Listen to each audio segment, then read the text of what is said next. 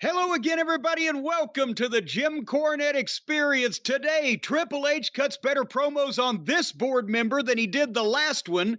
Johnny Laurenitis is squealing like a pig stuck under a gate, and we think AEW is still doing a TV show, but nobody really knows for sure. And joining me to talk about all this and so much more, Hawaiian Brian, the podcasting lion, the king of the Arcadian Vanguard Podcast Network, Mr. Co-host to you. He's currently being sued for being too damn good at what he does. It's testifying Brian Last, everybody. Aloha, Jim. A pleasure to be here once again. Spoiler alert, I'm not being sued, at least not that I know of. I don't know what you know. I got to talk to you and my attorney. But it's great to be here on your show. All the pressure is off me. Well, I'm in contact now with the opposing counsel. And they say you gotta tie half of your voice behind your back from now on, Brian, so that the field of the podcasting co-hosts can be even. That's what you're gonna be forced. Either that or you're gonna become Jerry's butler. I'm not sure which way the judge is gonna go on it. I pledge to go full blast. That is my commitment to the listeners.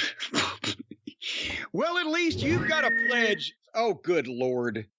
Full blast with dramatic, melodramatic overtones. At least you've got a full blast setting there on you, unlike your Xfinity internet that didn't fix shit, apparently, as we've come to find out. The jury is still out, at least. We've told the people on the drive-thru that has just probably emanated forth from the Arcadian Vanguard broadcasting towers, probably the last 24 to 36 hours as the people hear this, because we just did it yesterday, because we were flummoxed and bamboozled and roadblocked and sidetracked for about a 48-hour period from being able to do the program while the world was on fire, the wrestling world was in flames, and your internet people decided to screw up your whole neighborhood. And they were back and forth. We told that story on the drive-thru. So now this is part 2 of Podcast Mania, where we try in another however many hours to finish catching up on all the crazy, maniacal, insane lunaticishness, if that ain't a word, I just made it up, that's been going on in wrestling. The most powerful man in wrestling has been sued for a variety of abominable crimes that we can't even make comedy out of anymore. The biggest babyface in fucking wrestling has switched heel because the fans turned on him in one night. And is it surprising, I guess, Brian, at this point, that only one wrestler was arrested this week for murder? Well, the week is not over yet. Some may look at it more like a fortnight than a week, may capture more of what's happening, the tone of things, but it's a crazy period of time. The wrestling itself, I don't know about, but the world around wrestling is just nuts. If we could just keep the pesky matches out of the way and concentrate on the fucking drama and the chaosness. And folks, if you didn't hear the drive-thru and you want to hear about, we talked about Billy Jack Haynes, we talked about it being a bad week to be a president of a wrestling company. Scott D'Amore gone, and old Rossi over there in Japan for Stardom out the door, and a whole bunch of other stuff on your program. So they need to check that out to get up to date on those things. Did I miss any of the high points? There were so many, Brian. There were so many. I mean, people speaking out, like Bret Hart speaking out against Vince has gotten a lot of play out there. And then, more Vince. We spoke out about the people speaking out about. And now I guess Xfinity is hiding from you. Is that correct? You've signed up for the text messages and they've gone radio silent. Do you think they've taken your money and crossed the border? Well, I've received so far $84 in credits to my account. So if this continues, it's going to cover the whole bill, like by the middle of next week or something. Well, then you'll be retiring by the end of next month. I know. $84 already? Who said there wasn't any money in podcasting? I'm going to get rich off this. I'll tell you what. And also, folks, for those who have been wondering, as soon as we quit having to talk about various people in our industry going absolutely batshit French fried titty fucked insane, we're going to do another, you and I, Brian Last, for the people out there, the Cult of Cornette are going to do another retrospective segment on Mid-South Wrestling from 1984, as we have been derailed from doing so for the past couple of weeks. And we still got to finish up January 84 because the things are starting to get interesting. So that we may do that as an addendum or an add-on to one of these podcasts over the next week or so. Hey, honest question for you, because the beginning of 1984, taking just you and Mid-South, looking at that as just a small example, the whole world of wrestling, it was crazy. What was happening? Crazier then or crazier now? 40 years later. No, crazier now. Because then it was still mostly business, wasn't it? You know, Vince is raiding talent and cutting the territories' throats and trying to steal TV slots and stations, and the other promoters are doing a crummy job of banding together because everybody wants to run it, or their guys need to be featured, or whatever all the other issues were. It was stupid shit was still going on, but it was all related to the business. Nobody was being sued for criminal defecation, or there weren't any murders that year. 83 may have been a different story, but there weren't any murders in 84. There were no goddamn major, who running a major wrestling company self-destructed, fell from grace. The business in was 84? popular in 84. Eddie Graham? No, he didn't die till 85. Was it 85? Shit. January 85. That's right. Uh-huh. So, that's something to brag about. Good job. Well, but I mean, point is, 84, it was crazy for business, but it was normal wrestling business of people trying to run opposition to each other and being crazy in a variety of ways, beating people up, but not any of this. And they weren't all turning state's evidence on each other either. And fucking singing like canaries in the window at Sing Sing. It was normal back then, in those days. Well, we'll discuss more of that normal, and I'm sure we'll find many subnormal things and deviants as well. We'll try to unearth deviance. I can't even say it. I'm smiling. We'll try to unearth deviance wherever we find it in whatever era. But in the meantime, Brian, if you would like to unearth out there, you folks in the Cult of Cornette, unearth some incredible collectibles. As we said on the drive-thru yesterday, I basically finished talking to you, ate something, went to sleep, got up, watched more wrestling, and I'm talking to you again. What kind of life is this? But I told the people we'd give them an update. The Midnight Express 40th anniversary tag team set action figures went on sale at JimCornette.com on Saturday the 10th, which was yesterday as we're speaking. And by cracky, as predicted, the packages with the Bobby Eaton signed photos sold out in 2 minutes. But this time, everything is still available. Instead of one product, we have multiples. We have the Eaton and Condrey sets, the Eaton and Lane sets, and the Lane and Tom Pritchard Heavenly Bodies tag team sets. So everything's selling at a brisk pace, but nothing else is sold out because they're all going. Although, Brian, which team is ahead in the race of overall sales at this point? I would go with the team that there's never been figures of before, the Heavenly Bodies. You are correct, sir. The Heavenly Bodies are almost halfway gone, folks, in a little under 24 hours. So anyway, go to JimCornette.com right now. There still are packages available with the Milestones book on the Midnight Express figures, and all of them come with the autographed 8x10 photos, as we mentioned. None of these are going to be remade or others produced in the future because I'm getting too old for this. So we wanted to do one last collector's item for the Midnight and the Bodies before we got out of the business. And you can only get these at JimCornette.com. They're available nowhere else in the world. And all of the members of the Midnight and Dr. Tom now, or soon, he hadn't got a check yet, the only one on sale yesterday. Thank you for your participation, because we have eliminated the middleman in this and all of the talent is getting their rightful due out of a merchandise deal in the wrestling business for once. So we appreciate that. And your participation, JimCornette.com, and all of the Cornette merchandise, the T-shirts, the certificates, the books, whatever, temporarily off sale while we, like when we did the 4-packs, which, by the way, there still are a few hundred 4-packs available. While we fill all these so people are not backed up and it doesn't make the feather bottoms and I crazy, we've suspended sales on those items for the next few weeks till we catch up with these initial onslaught of orders. We got an assembly line process going now, Brian. And we really perfected it with the 4-packs, but now we got our shit together and we expect to be mowing through this like goddamn Yokozuna at a Chinese buffet. I'm telling you what.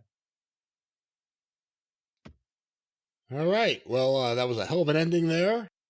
Did you ever see Yokozuna at any kind of buffet for that matter? No, I did not see him go to town at a buffet. Good Lord. As a matter of fact, I swear to God, his favorite snack for when we would have to do interviews, like we're in these big buildings, right? These major arenas for Raw or whatever. And a lot of times where they put us for interviews, like we still did local interviews and pre-tapes in those days out the ass. Everything wasn't live. And so they'd find a room they could soundproof way off on the other side of the arena. And they would have the guys go over there in the afternoon and do the shit. And Fuji's knees and his hips were bad. And, you know, if they didn't have a golf cart for him, it took him a while to get places. And you couldn't make Yoko hurry. He was on his own time.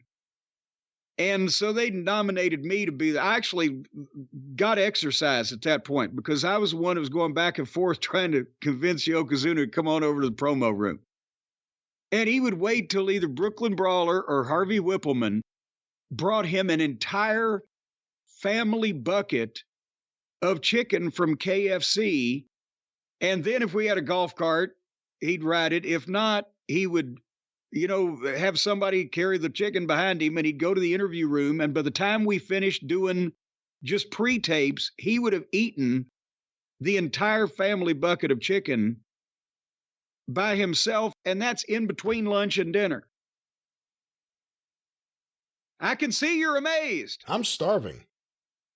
Well, and right now, if you go to KFC.com, ladies and gentlemen, use the code JCE, you'll get absolutely dick all of nothing. Yeah, they're not a sponsor. That code doesn't work. Well, you never know. You demand it. The public could demand it. If they tried to use the code JCE enough at KFC to get some food for YOU and ME. Use the code JCE everywhere, ladies and gentlemen. Let us know if any of them work. Maybe there's ones we don't even know about. Well, yeah, but besides that, and try for PIN numbers also, and ways to get into people's ATMs. Just JCE everything, because if we initiate a groundswell and a demand, let's stay away from PIN numbers or anything that would be considered wire fraud. It's all fun and games. All fun and games. Anyway, all right. Well, this is going to be a horrible transition. But maybe since they were fans of the program, they might see the humor overall in it. Got an email from George from the UK, whose brother Lester passed away just before Christmas. And Lester was a huge fan of me and wrestling, had big memorabilia collection, and their mom, Doreen, had hoped that I could memorialize his passing on the show somehow. And that's what George was. I think she emailed, and we may not have seen it, but now we've caught up with both of them. And we just did want to say, that we were sorry to hear about Lester's loss, and that George and Doreen, hopefully, this was what he wanted or what she wanted for his memorial here. We're sorry for your loss, but he was apparently, it's a long email, which I will not go through the whole thing, but he was a huge fan of not only the podcast and us, but wrestling in general. And, it would mean the world to Doreen if we all said something nice about Lester. Well, or even you. Thank you, Lester, for wherever you are, for listening to the show. I'm smiling. Thank you, Lester. I think that's the real thing I want to say. Thank you, Lester. And, of course, Jim means it, too. That's why he didn't read any of the letter that was sent about you. Well, what are you... For heaven's sake, no. I did not. Just because it's very personal. Of course. Very personal. And there's no reason for you to be in this tone of voice here. Don't make me come over there. I'll break my foot off in your ass. I think Lester's a fan of the show. He would appreciate the whatever is happening. The attempts at humor. The attempts. He's heard so many of them before, the attempts. And also Stuart from Bradford, England. I'm sorry to hear he lost his wife, Jenna, recently. I'm not sure exactly when, but unfortunately she had cancer, which a bunch of the members of the Cult of Cornette raised last year over $10,000 for City of Hope and American Cancer Society and blah, blah, blah. And Stuart, we're sorry for your loss also, but we appreciate the things you used to say. He says, my wife would say, put that dickhead on. Talking about when he wanted to listen to our shows, because she got a kick out of it too. It was said in a loving way. He parenthetically, he added that it was said in a loving way. I did the accent because they're from Bradford, England. That's a Bradford accent, right? Put that dickhead on. You're not just any dickhead. You're our dickhead. Well, I'm that dickhead. Well, and me and Jane Cargill need to get together. The bitch and the dickhead. That could have been a fucking sub-issue of The Brave and the Bold when they were trying out superhero teams. Anyway, Stuart and John Fell got a kick out of that one. Don't use any of that in artwork, Travis. The bitch and the dickhead? Don't use the bitch and the dickhead. Well, it certainly doesn't apply to Stuart, who we were trying to send our sympathy to when we can't keep anything. And Lester. What? And Lester. And Willie Tyler as well, if he's still in good shape. Willie Tyler and Lester, that's right. We can't keep straight about anything because our world has just become a fucking parody, Brian. This is just, it's not real. None of the things that we've been talking about that have been happening lately are really going on. We're in some kind of fucking fever dream. Can this be real life, or did we just have a tooth pulled? It's, I guess you're talking about the world of wrestling. Yes. It's nonstop crazy things happening everywhere. It's, 40 years after the big shakeup, there's a big shakeup like never before, and it's affecting seemingly everyone in the business. Every company has people being wiped out over the last few years. They're erasing. Fuck you. Get the fuck out of here. And that's the thing. Vince obviously didn't still hold power, but as we mentioned on the drive-thru, he's gone now, probably never to darken the doorstep again. He doesn't just chronologically. Give up. He doesn't give up. He's not going to live long enough to figure out. And then, like we said, with TNA/Impact, Scott DeBoer, Rossi over in Japan, and I don't know I guess technically the only person that could fire Tony Khan would be his father, right? In effect, if his father said, when Ole came into the TV station that day in Atlanta in '83 and told us all, don't do this anymore, closed the whole territory. If his father took away the checkbook, AEW is closed. So, it would take a while yet because they've still got money coming in. They got the rights fees and everything. So it could be like that, the TNA situation where when Mom and Dad cut Dixie off, they struggled along for a few years, owing more and more money or cutting more and more expenses or begging more and more people to fucking do more and more things. But finally, they hit the wall and all that shit took place. So, but is he going to try? He being Tony Khan, too many pronouns, pal. Is he going to try to do anything about the fact that the WWE is running away with all the publicity, positive and negative and indifferent, that their business is booming, that everybody's talking about it, that everybody's debating what's going on, and everybody's got an opinion? And meanwhile, he's putting on television programs like he did this past Wednesday night, February the 7th, where for the kind of people who like that kind of thing, that's the kind of thing those people like. And nothing else makes a lick of fucking sense. There was a question in there somewhere, but then you kept going. Yes, and you should have answered it while you had the chance. Nobody's talking about this company anymore, except occasionally when somebody falls on their head, because these television shows have just degenerated into meaningless meanderings of indie wrestling that we called the upshot of this whole episode, a month ago? We said he's going to fuck around and make this a fucking three-way. And wouldn't you know who won the pony? And Swerve and fucking Page, they've had a reverse program.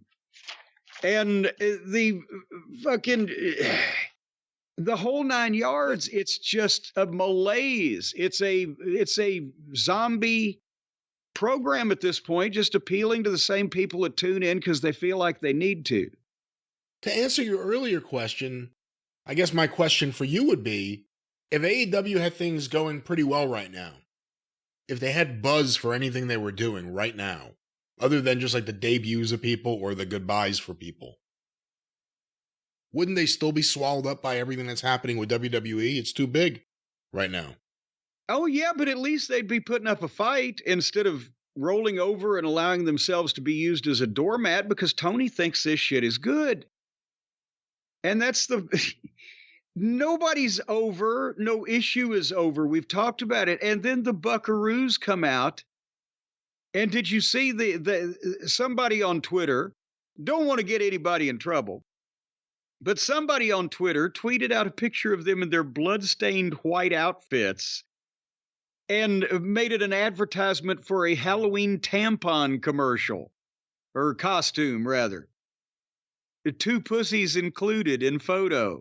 I saw someone post it next to the photo of you from '88 saying it must have been a tribute to you to wear the white outfits, although it wasn't their blood on the outfits. Well, and besides that, mine was an homage to goddamn great baby faces or heels that had turned babyface, or baby faces that had gotten juice in days gone by wearing white. Make sure you could see it. It's not new, but, obviously it's definitely wasn't their idea. But that's the point, is it's bad indie wrestling. Most people that they have that we might be interested in are injured, and they manage to neuter or spay, depending on the genre of same, the people that we might care about. So here, you want to talk about this show briefly? Let's talk about AEW Dynamite. Now, this was a show they were building up. They had a big lineup. They had a big crowd. I think I'll double check what the final crowd was. I think it was 4,000 people, I believe. Over 4,000, I believe, were distributed. So I don't know how many were there. But for AEW, this is for anyone right now, this is a pretty nice crowd. So let's talk about what the crowd saw. Well, the first words you hear on the program are from Sockface, and it's horrible because now I think you hear an element of panic in his voice because he's trying even harder than he used to try, which was too hard. And now he's growling it. Oh, it's so big. And the match they start with is Magnum Hangnail Page and Swerve Strickland, where the winner gets Samoa Joe for the AEW title. And, of course, there is the question to be asked of how many fucking times do we have to see these two? Especially when Swerve won the first two. And they've done everything possible. Remember, they broke concrete blocks over each other, terrorized their babies, intermingled their bodily fluids together. They're blood brothers. Wonder how that's going to get over at Christmas dinner. But anyway, nobody likes the empty-headed dipshit, trademark. He's bland and boring, and the people boo him because they don't want him to succeed at anything, and they kind of want him to go away. And the announcers were trying to, well, Swerve has never beaten Page fair and square. No, he's just beating him over and over. But the fans are chanting Swerve's house, and Page asks for cheers and gets booed. And they start a feeling out period where for about a minute and a half or so, they're feeling each other out in the course of starting their match. And then suddenly they go to the floor, they go over the rail, and they started doing what they always do. And every time Hangnail would do something of any consequence offensively, the fans would boo him. And they were chanting and cheered for Swerve. And after 5 minutes in, you know it's the same shit, right? And I just couldn't. I was like fast forwarding. I was like, say they're going to get to something sooner or later.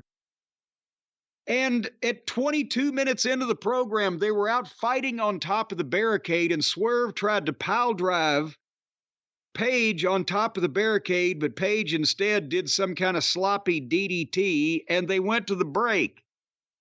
It's 23 minutes into the fucking program. They're just now going to a break, and this match is still going on. And they come back, and it keeps going forever. And they pulled out a table, but then they just leave it there because they're going to come back and use it later on. So now the deal is, you know, if they've set a table up, the match can never end until they've gone through the table, right? When's the last time anybody set one up and they didn't use it? That's a big heel move. I would never do that.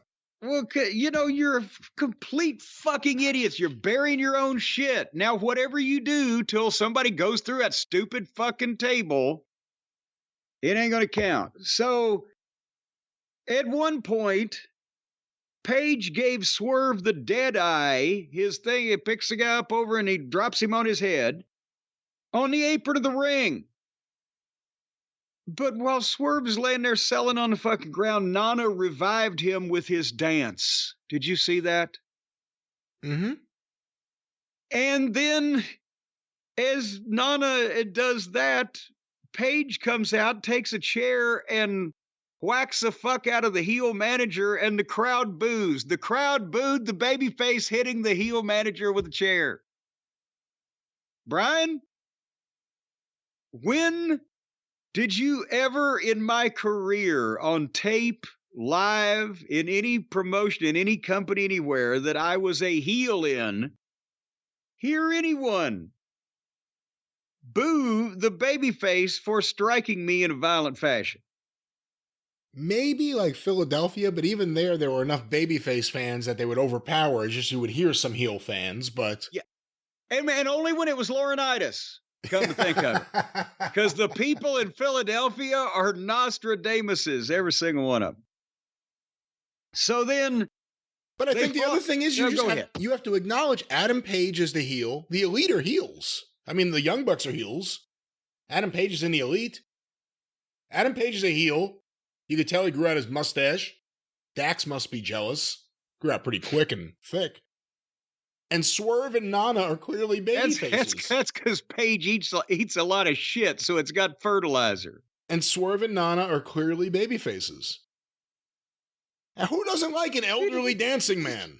And he's not elderly. He's not even as old as me. I'm kidding. The elderly dancing man. He's not like he's Don Cornelius ready to fucking turn to dust. We love you, Nana. But no, the point is nobody's presented that way because it's nobody turns until the people start booing them. And then they're like, uh-oh, I better be bad now. And it doesn't make sense. And it hasn't been... there are no linear stories being told. They wave, they flap in the breeze like a flag. Swerve being turned babyface by committing robbery and breaking and entering is one of the great moments in AEW history. Too bad there wasn't a baby he could kick on the way into the building. They'd have carried him out on their shoulders. Don't kick the baby. Don't kick the baby. So... later on, they're back on the apron. Swerve gives Page his own move, the Deadeye, off the apron through the table. So the fucking not only did the fucking heel was the one to set up the table, but then the heel is the one who should be the babyface, who is the babyface, that uses on the babyface that is the heel his own move off the apron through the table. But then after he has dropped the man on his head through the table to the floor off the apron, he rolls Paige in and goes for the stomp off the top rope, and Paige moves after the table spot. And 15 seconds later, Paige is up on the apron, springing over, doing a flip, going for the buckshot. After he just got fucking thrown headfirst through. How not only are the talents involved in this match, and I use that term loosely, even for Swerve at this moment mentally, they're fucking delusional, and they need to be at least fined and disciplined, if not outright told, you're goddamn morons. But there's nobody there to do that because nobody's fucking that giant dog. Tony's just holding its head, and it's humping the chair leg in the living room in front of the mother-in-law. All right. So anyway, he goes for the buckshot, and Swerve foils it and hits some kind of goddamn fucked up finish move, I don't know what, and cover, and the bell rings at the 2 count. And somebody, by the way, I believe said on the internet it was actually 30 minutes and 6 seconds or whatever, because they had to get the bell at the 2 count, and they couldn't. They got a referee that's wired, and it's doable if you got fucking guys that can do it, but they didn't get it. The timekeeper wanted the Rock and Roll Express to win. Well, there you go. Charleston, South Carolina all over again. But did they announce, because I admit that I did fast forward much of this marathon fucking fiasco, but did they ever talk about, did you hear in the arena, they called a time, 5 minutes left, 15 minutes expired, any kind of, did the announcers on TV, but not for the live crowd? Or did they just ring the bell like a bunch of indie marks out of nowhere and piss the crowd off because the crowd booed like crazy when they got the fucking bell and it's a time limit draw out of nowhere? Everyone hates a draw. Every fan hates a draw, even if it furthers what's happening. But I don't even remember if they announced it in the introductions. This match is a 30-minute time limit. They may have, and I just don't recall. Well, I'm sure they probably did in the introduction, and you hear the introductions all the time. But the point is, and we covered this the last time they did something stupid like this, where it pisses the people off if they don't know, if they're not kept apprised that they're coming close to the time. So it's like Ring of Honor. Until I stop them, would have a match, it would just go 20 minutes and the people would be loving it, and suddenly the bell would fucking ring. I said, why didn't you make any goddamn announcement? 3 minutes remaining, 2 minutes remaining, build the drama. They said, well, but then they'll know we're going to a draw. I said, so then you work this hard for 20 minutes or whatever, and the people boo the finish because they didn't even know it was coming, and they feel like it's just a cheap way to fuck them in the ass, instead of 3 minutes remaining. Oh, God, one of them might win. 2 minutes. Oh, God, one of them might win. 1 minute. Oh, God, the false finish. Oh, my God. Ding, ding, ding. Wow. They almost had it. Or shades of goddamn incredulity. Go 19 minutes and 30 seconds and do a backslide 1, 2, 3. And then that gets you through the next 2 or 3 time limit draws before you need to do it again. It's a work. Fuck. And remember, though, to be fair to them, we don't know, because I don't remember hearing it, and I didn't necessarily, I may have fast-forwarded a bit, too, but in the past, they have announced it in the room, and we didn't hear it at home watching TV, but they did do it the right way. Okay, then that's an indictment of this lousy announce team for not building the drama and giving a fucking hand job without a happy ending to the dwindling television audience, who are going, well, what the fuck? If there was a time limit, why didn't they tell us it was coming up? It's just not professional. It's indie. It's outlaw. It's fucking small-time wrestling. If you're going to do 30 minutes between 2 top guys, there ought to be a clock on the screen for the last 2 minutes while they're goddamn exchanging backslides and fucking crucifixes and roll-ups and all this other shit in a scramble to win this thing, instead of setting up fucking furniture or going for fucking forward flips after they've been paralyzed by being thrown through goddamn solid oak onto concrete. Then you might build some drama and some tension, if anybody gives a shit about who wins the match to begin with. Once again, 30-minute time limit draw, Swerve and Adam Page, and of course that now means... No, it ain't over. That's what I was saying. It ain't over. Yes. Because Swerve, the heel who's the baby face, takes the microphone and demands 5 more minutes. And Page is selling and laughing and says, "You had to beat me." Well, it's over. And so the babyface doesn't agree to the 5 minutes because he's a fuck it. You had to, not because he wants to win meritoriously, but because no. And then Tony Schiavone busts in immediately and said, "Well, wait a minute. I just talked to Tony Khan. You're on fucking headset on the goddamn announce team, and you had this much time to have this goddamn intricate conversation with the boss in the last 30 seconds, or it's going to be a 3-way at the pay-per-view." And then Page gets mad and Swerve is happy. And so the heel is happy and the babyface is whining, and it's reversed. And it's reversed, and we're 40 minutes into the program, and we've ended up, what did I say, almost a month ago? They can probably make people want to see what's going to happen between Samoa Joe and Swerve Strickland and watch Tony be a mark and stick this fucking boring piece of shit in the way so that neither one of them gets over and the match is diluted and the attraction is diminished. Watch Tony go a step further and put the belt on Adam Page. Would that just be a signal? Fuck it, I've turned it over to them and their friends, and they can do what they want. I quit. Tony will never quit. For now, I think Tony he's like a little flitty. He goes back and forth between which group he likes to give power to at the moment. Well, and then, obviously, do you have anything else to say about this, what we just saw, before we move along? No, I just think it's untraditional how they got here, but Swerve Strickland is the babyface, clearly.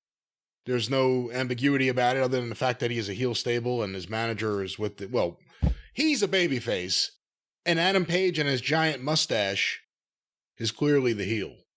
And he's behaving like a heel. The 5-minute thing after the match, that's a babyface move. How they got here is weird, but Swerve's the babyface. Well, and in Swerve's manager, Nana, when he's with Swerve, they like Nana. But then Nana comes out with the rest of the, gang, and whoever, I can't remember their names, Cage is in there, and the Samoan guy, whatever the fuck, Tia Leone is one of them. Oh, that was it. Linoleum. And then he's against baby faces, and they're supposed to boo them then, but Nana brings some element of likability to the stiff brigade. And all right. So they went back, and Renee Moxley Good talked to Samoa Joe, who reacts to the 3-way, and he's a great promo and a convincing looking guy, and I feel so bad. He deserves so much better. I don't know why... When they last let him go from NXT or whatever they had done to him, or whatever the problem was there, I wish to fuck that they had seen what value there is there, because he'd be refreshing on that show. He's just stranded on this one. And then we had Tony Storm and Red Velvet. Brian, what were your thoughts on that contest? I didn't watch it. Well, in that case, that makes 2 of us. Yes, she's an interesting young lady, but at this point, for fuck's sake, we've got Red Velvet, right? Well, no, Tony Storm is interesting. We've said that, but also we knew what was going to happen here, and we've got billionaires under federal investigation. We got to research. So, in the first hour, we've had 40 minutes of what we had and Tony Storm and Red Velvet. And at the 9 o'clock hour, they think it's a good idea to hook the viewers in and just, get people talking by having a 6-man tag team match with Plummer Moxley, Claudio Castagnoli, and Bryan Danielson against 3 unknown luchadors from Mexico wearing masks that look interchangeable with the other people they have on this program that wear masks. What the fuck? You're looking at it the wrong way. The guys in the match are really excited to participate in the match.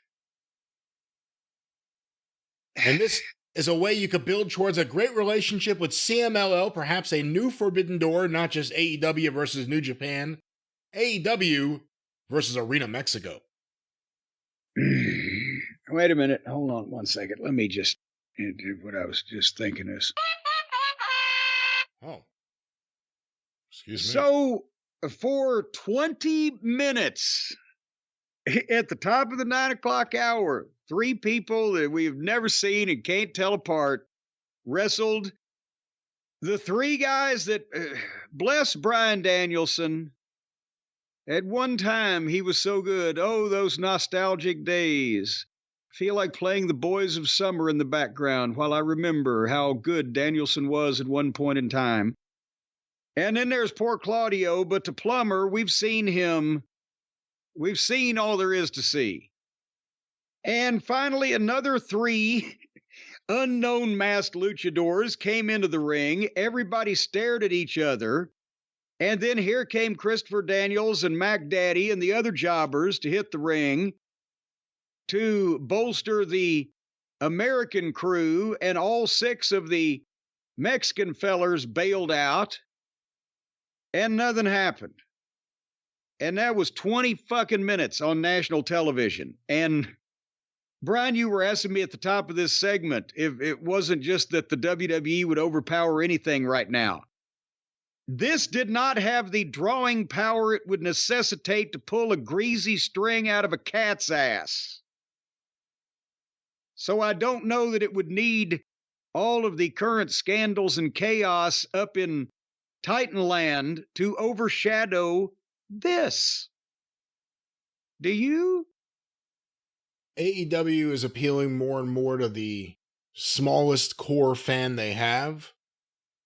And I think it doesn't drive away everyone right away, but the more you start putting, and it's not about luchadors, it's about anyone, just faceless people on that show for longer matches or bigger moments. No build-up, no one knows who anyone is. I don't understand what they're doing. Well, and it's again, and the luchador thing is not even, don't try somebody tell me he's so racist. They have Caucasian American people that are wearing luchador outfits also, or have had on their roster in the past. And they all begin to look the same. It's like, I've seen this fucking, is this the guy that used to wear green? He looks, but now he's an orange. I don't fucking know. Because everybody's not a goddamn expert on every wrestling promotion in the world, nor do they want to be or have time to be. Which is why everybody's wondering what's going to happen between Cody Rhodes and fucking Roman Reigns. And nobody's wondering what's going to happen between the Plumbers, BBC, and CMLL OUSE.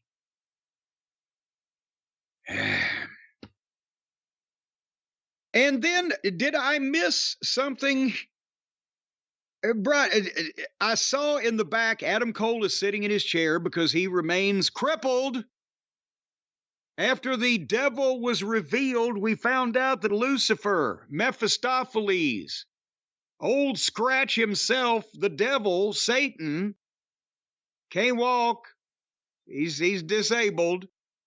Satan needs a hover round. Oh, he's scary. I can't run in from the devil trying to save my soul. Can't nobody catch me because I'm never too slow. You wouldn't need the Ohio players to run away from this devil. He can't walk. So he's sitting in a chair in the back of the building and his henchmen are around him. and they have captured Muffin Top Taylor. And he is writhing in pain at their feet at whatever they've done to him and they're about to do to him. And then they went to a break. Did we ever find out where the police called? Did we ever see Muffin Top again? Did we ever see the henchman? I'm looking at my notes. Did the henchman appear again? What the fuck was that? I'm not sure. I think there was a promo before this with Trent and Orange Cassidy and Rocky Romero, but no Chuck. And then Chuck got attacked by Adam Cole and his friends. Yes, but they went to commercial break. The Taylor is down. The man is down. He's been the victim of an assault and battery, a kidnapping, felonious fucking assault. And then nobody ever says a goddamn word about it. Not, you don't come back. The police are there. They're taking statements. Just the facts, ma'am. So they came back to Tony Khan's big announcement. And you know what he said, don't you, Brian? He brought it back. He said, thanks, guys. He did it twice. He did it twice in it. Start and finish. That's right. It's a big move. It's great.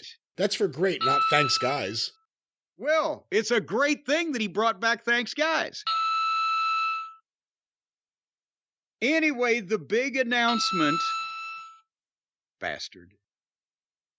They return to Boston, Beantown, on March 13th with AEW Big Business. And the S's, or at least a couple of them in business, are the dollar signs. And didn't they do where Boston is BOSSTON? They're trying to drop subtle hints that the former, what was her name? Sasha Banks. Say Banks, boss, business, money. Mercedes Moné. Now Mercedes Moné, get it? Money, eh? They're dropping some subtle hints. What are you laughing at? Oh, you're so white sometimes. It's amazing. What I'm talking about? I don't speak French. I'm sorry if my accent is off. Aren't people white in France too? Money, eh? What was that? Well, Monet is kind of like French for money, right? All right. You better give me my Monet. Monet. I'll kick your ass, eh? Moolah. Moolah's Moolah. See, there you go. Wouldn't that be great if she was still alive? They had big business with the dollar signs, and they bring in, here she is, the fabulous Moolah. Fucking people would riot. All 12 of them.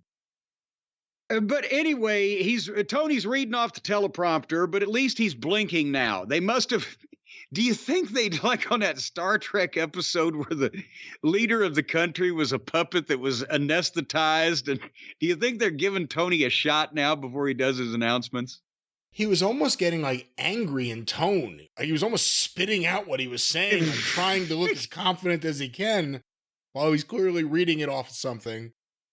But anyway, they're putting some Monet, on that old Sasha Banks. She's going to be a needle mover. This is going to be a big change, big difference. What a game changer. The difference maker. You know, boy, this is going to be the biggest impactful AEW signing since Paige or Kota Ibushi. I promise you.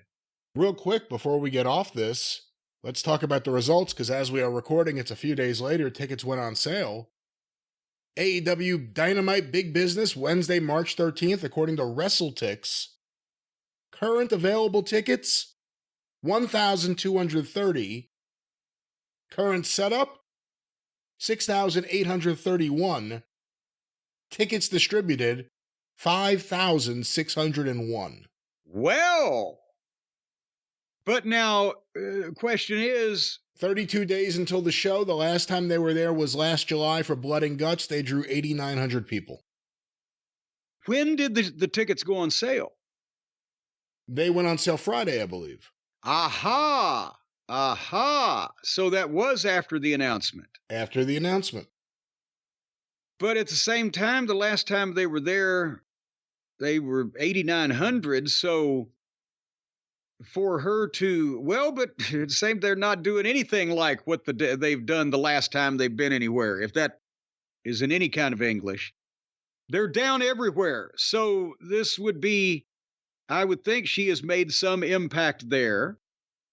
So good for them. It's the Punk business model. You debut her in her hometown. You get as much as you can out of that first time, but you got to find something to capitalize on. So it's not just a one-time thing, and then she's just lost in the mix the next week.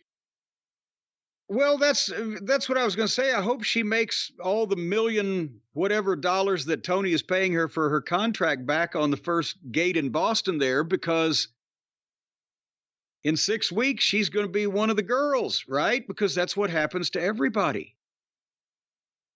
And it's not related to their talent or lack thereof. It's that everybody that comes in settles into this kind of generic indie presentation, don't they? There's no stars here. Well, it'll be a big test. Again, they have a month until the show. They have a lot of time to sell tickets.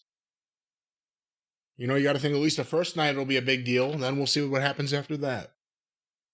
Well, in the meantime, here's a big deal that they could have had, but I don't know what's going on at this point. Chris Jericho versus our boy, I'll just say it once, take a shit. Takeshita. But then I'll refer to him as our boy Take from here on out because we like him. He's talented. So we'll say his name, Takeshita. The leech of the overness of anyone in AEW, Chris Jericho, was in full force and effect. A single match between him and Jericho. And yes, I understand that, you know, Jericho wants to show that he can still go with the young kids. But the problem is, Take has not been presented yet as anything like a threat to the top level singles that he could be, because we've seen him so intermittently and frequently. He's been in tags and in goofy garbage matches. This guy has talent, and he, unlike any of the other Japanese imports that they brought in, he's not so old and decrepit. He's ready for the rocking chair out in front of Cracker Barrel. He's not so minute that he's ready for Cowboy Lang's fucking opponent on Lord Littlebrook's fucking midget troupe. He has some charisma and ability and size and moves. And yes, it would have been great if he had, you know, as soon as they debuted him, they had a coherent and focused push behind him. He'd be a main event guy, I think, in their company now. But no, you can't get Take over by having him have to slow down to work with Jericho and then put him over Jericho by Jericho getting hit in the head by the screwdriver from the goofy manager. This is all about Jericho. This is not about Takeshita.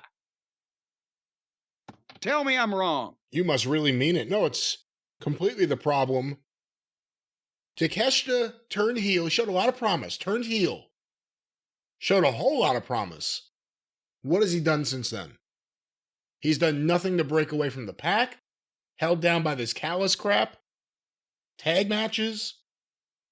He beat Jericho. Did it mean anything? Does it help him? Did it really push him any further? No.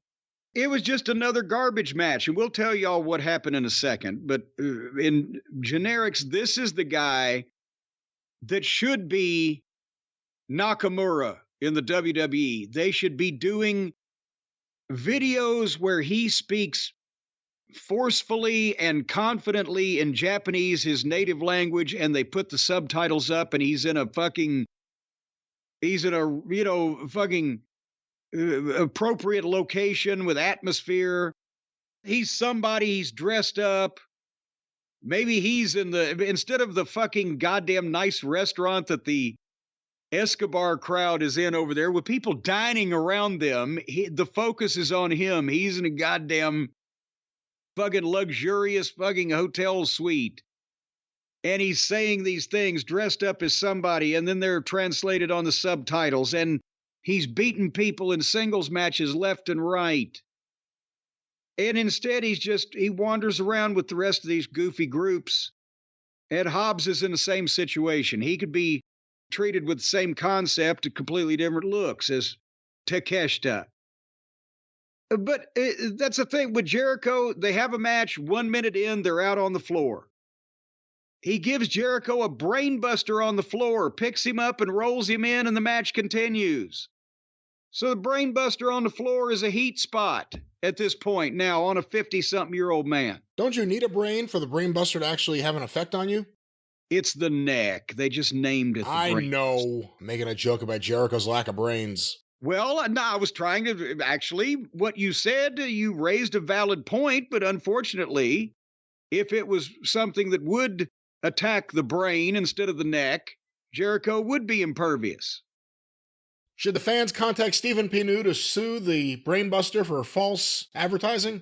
1-877-50-STEVE. But anyway, so then Hobbs tripped Jericho, and then Sammy comes down and hits Hobbs with a chair, and Hobbs doesn't sell it, so Sammy gives him a cutter on the floor, and then hits him over the head with the chair, and they fight off. They fight off, and that's not even the end of the fucking match. They're not even to the break spot yet. Because once they do that, then Jericho, for whatever reason, puts on the kabuki mask that Takeshita wears down to the ring, right? That's what it was. And he climbs up on the top rope and dives off the top to the floor at Takeshita, but he can't see because he got the mask on and he missed him by 3 feet. And that was the break spot. Sure was. So, I mean, who does these fucking finishes? They did the finish in the middle of the first fucking segment. So then they come back, and to make things even, Takeshita did a cannonball flip over the top rope to the floor on Jericho, missed Jericho by 3 feet. We're right past him. So I fast forwarded to the fucking finish because this was just, the problem was Takeshita's having to slow down for Jericho. Takeshita's having to adjust what he can do because he respects the older veteran, blah, blah, blah, that's leading the match. And that's why Takeshita had to dumb himself down from being able to get over like he can and do things he can do because he's working with Jericho. And that's why I didn't do either one of these guys any good, because people are tired of the goddamn bullshit finish, which is going to happen here in a second. And it didn't get Takeshita any heat, nor did it get Jericho any sympathy, because I think he's past the sympathy point. But Takeshita gives Jericho the spinning blue thunder bomb off the top rope, and they landed in a heap. And that was a 2 count. And then Jericho's up moments later, gets the fucking walls. And Don Fallis slides the chair into the ring without getting in the ring. So the referee just looks over and sees a chair slide into his view and and goes to pick it up and carry it to the other side of the ring from whence it did not came. He doesn't look around to see who threw it. He just picks the chair up and carries it the opposite side of the ring to put it out, while Don gets up on the apron and hits Jericho in the head with the handle of a screwdriver. And then Takeshita got the walls on Jericho, and Jericho tapped. He didn't stab him with the screwdriver because he didn't bleed. And of course, that wouldn't make you tap out from the walls of fucking Jericho. So he hit him with the handle of the screwdriver. Well, I can buy that Jericho then crumpled in a heap from getting hit in the head with a goddamn Stanley tool. But then, no, then... That may not have been his first screwdriver on that day. It may not have been the first screwdriver at all. But then after you hit the man with the fucking brass knuckles, you get a submission hold on him, and instead of being unconscious and the referee calling it, he taps. He recovered from the screwdriver. Not the screwdrivers, but the screwdriver, only to tap out to the... Good God. 4.25 stars in the Observer. What? Yeah. What? He loves his Chris Jericho. He's got to be scared of Jericho. Jericho cutting off his access to the cool kids. To the cool crews. What the fuck? So this TV match that meant nothing with a past his prime canned ham and a potential future star in another company was better than many Flair and Steamboat matches. 4.25 stars, yeah. All righty, ladies and gentlemen, this assassination of Dave Meltzer's credibility has been brought to you by his own fucking chicken lips. Well, Jim, on that topic, real quick, let me ask you about this, because a lot of the listeners sent this over.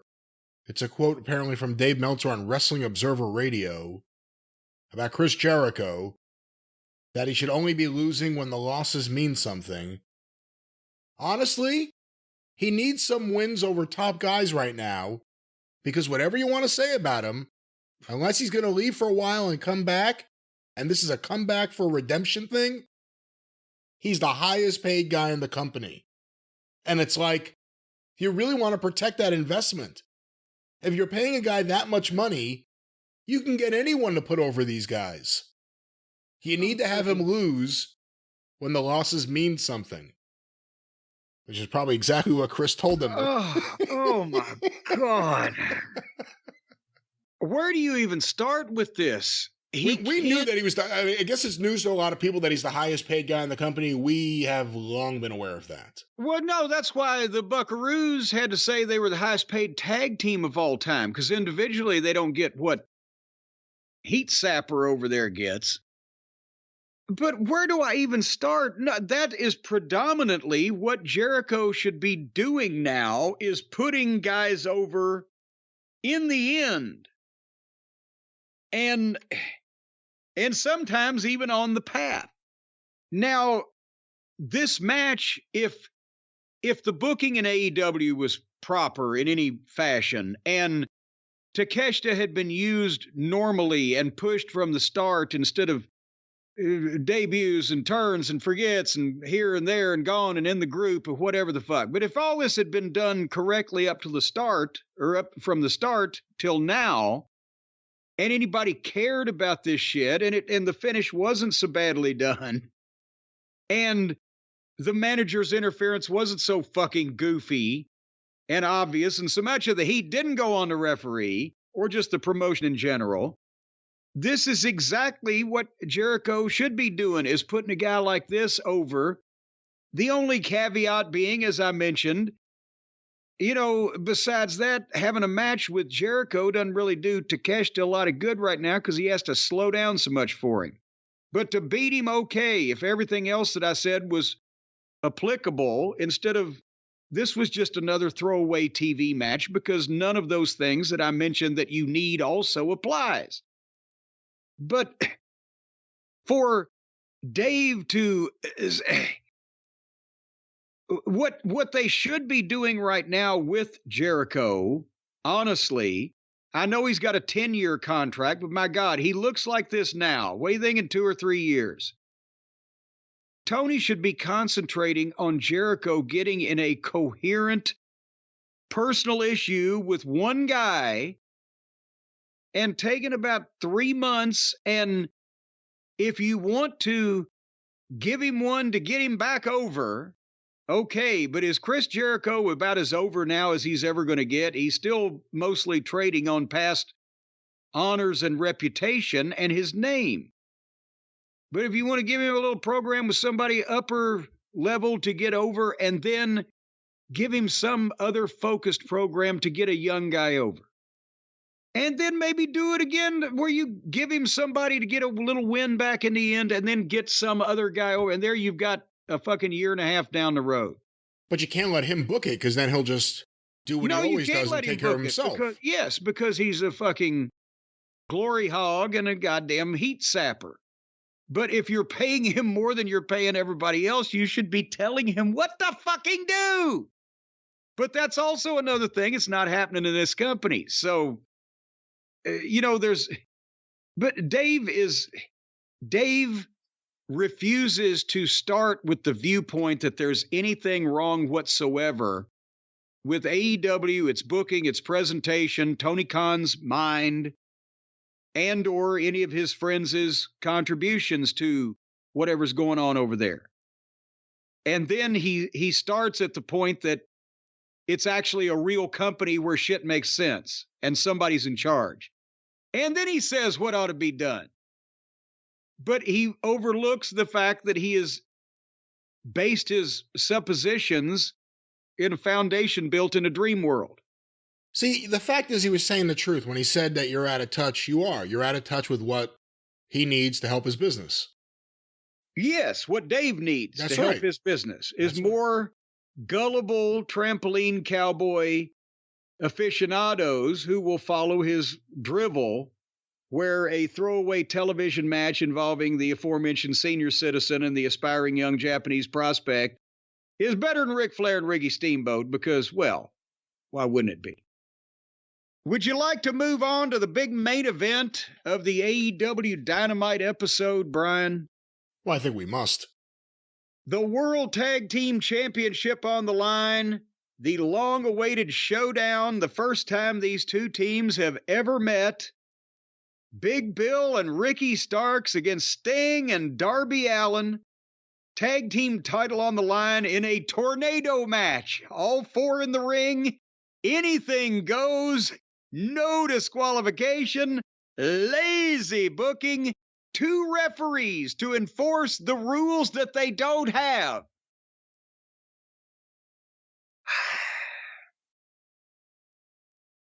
Okay, already the background on this is somehow, and by the way, I'm going out on a limb and I'm saying that now they've painted themselves in a corner where it appears that the Buckaroos are going to beat Sting in his retirement match and win the tag team title in Greensboro. Because how else do you explain what is now going to happen here? Sting announces his retirement match is going to be at their March pay-per-view. This was 6 months ago, right? A few months ago. I don't remember how many months, but it was a while. It was months ago. And he's been on a tour around where every time he appears in a city, it's pretty much the last time he's going to be in that city, even though they are not promoting it like that in most cases. And already before announcing who his opponent would be or partners would be or any kind of match, they had sold 15,000 tickets in Greensboro. Because everybody in Greensboro wants to be there to see Sting's last match. And it's a big thing that they've lucked into that is outselling anything else they got going on. And for whatever else that says, you know, Sting is the one person they've got can sell a decent number of tickets. And then suddenly they come up, instead of giving Sting even a tag match with Sting and Darby, his tag team partner, so there's not, nobody wants Sting to have to go out there and go 15 minutes in a singles match at 63 or whatever he is. But it can't even be Sting and Darby against a couple of heels. Or Sting and Darby against FTR in North Carolina, where FTR can carry the whole thing and make Sting look like $1 million. Or the tag title change. Wait a minute. Or it couldn't even be Sting as a guest enforcer in a 6-man tag team situation or whatever, where he joins a team that's been wrong. It couldn't be any of these things. Suddenly, the Buckaroos have to stick their noses into this. And all of a sudden, the direction has to go for the tag team titles. Would Sting, Darby says, wouldn't it be great if we won the tag team title before you retired? What? I don't know what. Okay, he says. And then they put the fucking tag team title on them. And then there's the Buckaroos there. What are they going to do? Is Sting and Darby going to win Sting's retirement match and Vern Gagne? And they're going to do a tournament for the tag team title? How have they've done a tournament for everything? It's lame. It's unnecessary. I think the two living tampons intend to try to get heel heat by beating Sting and Darby Allin for the tag team title in Greensboro. Because why else are they even mentioning the tag team title? And why are these two little douche nozzles involved in this to begin with? It makes no business sense. Nobody wanted to see this. Nobody wanted to see them in Sting's last match. Except maybe Sting, but even if Sting wanted to work with them, you don't have to set it up so that you have this situation where either they win the tag titles and it's apparent what that would be. Like you said, now they're going to get real heat because they got these tag belts. Maybe Adam Page gets his belt. Either that or they retire as champions, defeating the new top heel tag team. Yes. And again, like you said, either creating a battle royal or a tournament situation, which we don't need on this show again.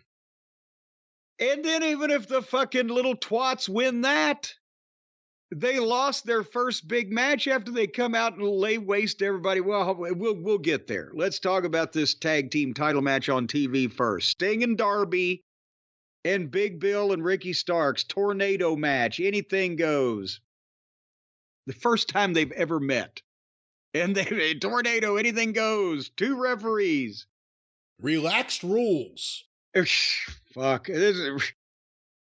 I've seen some relaxed fucking things in my life, but it was comatose.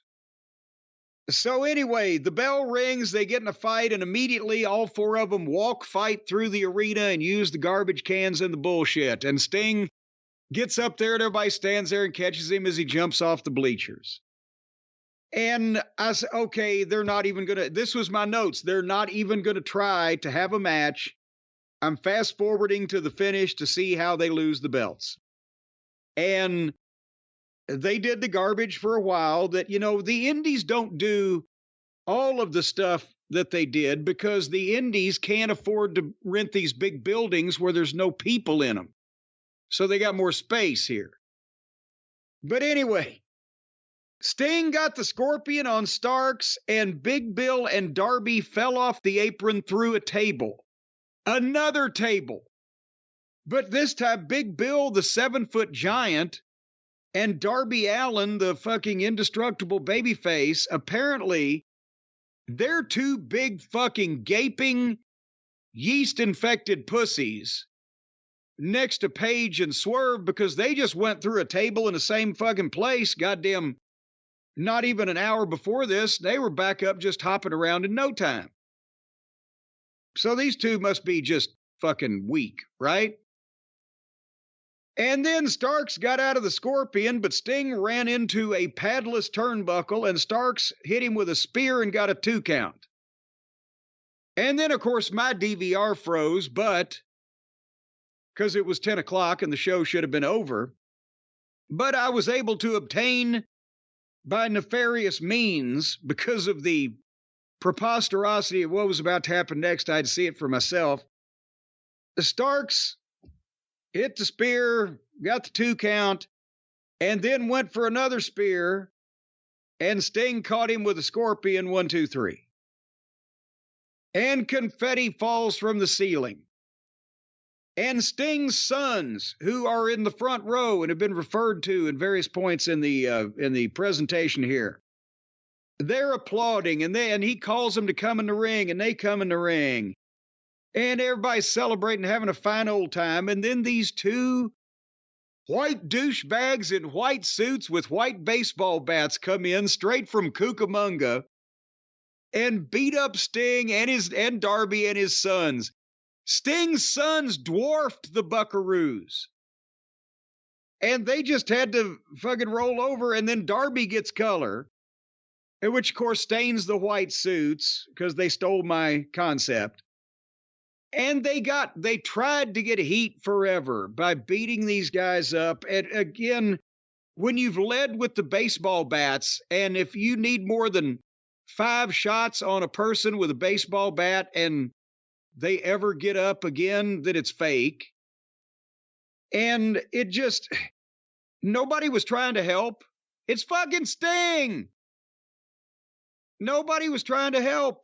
And the announcers, well, the EVPs, they're EVPs. And nobody wants to mess with the EVPs. What the fuck? Where's Tony? Well, that's the thing. Tony Khan, within 30 seconds or less, had told Tony Schiavone what to fucking say about the goddamn finish of Swerve and Dipshit, but now Sting is being mutilated and his children emasculated in front of goddamn the monitor that Tony apparently is sitting in front of. He ain't got dick to say. None of the wrestlers come out because they're scared of these two little fucking children. Because they're EVPs, then the heat goes on the company. Well, fuck, if they're representing the company and Tony ain't doing it, well, what does Tony have to say about that? It doesn't make sense in either world, real or kayfabe.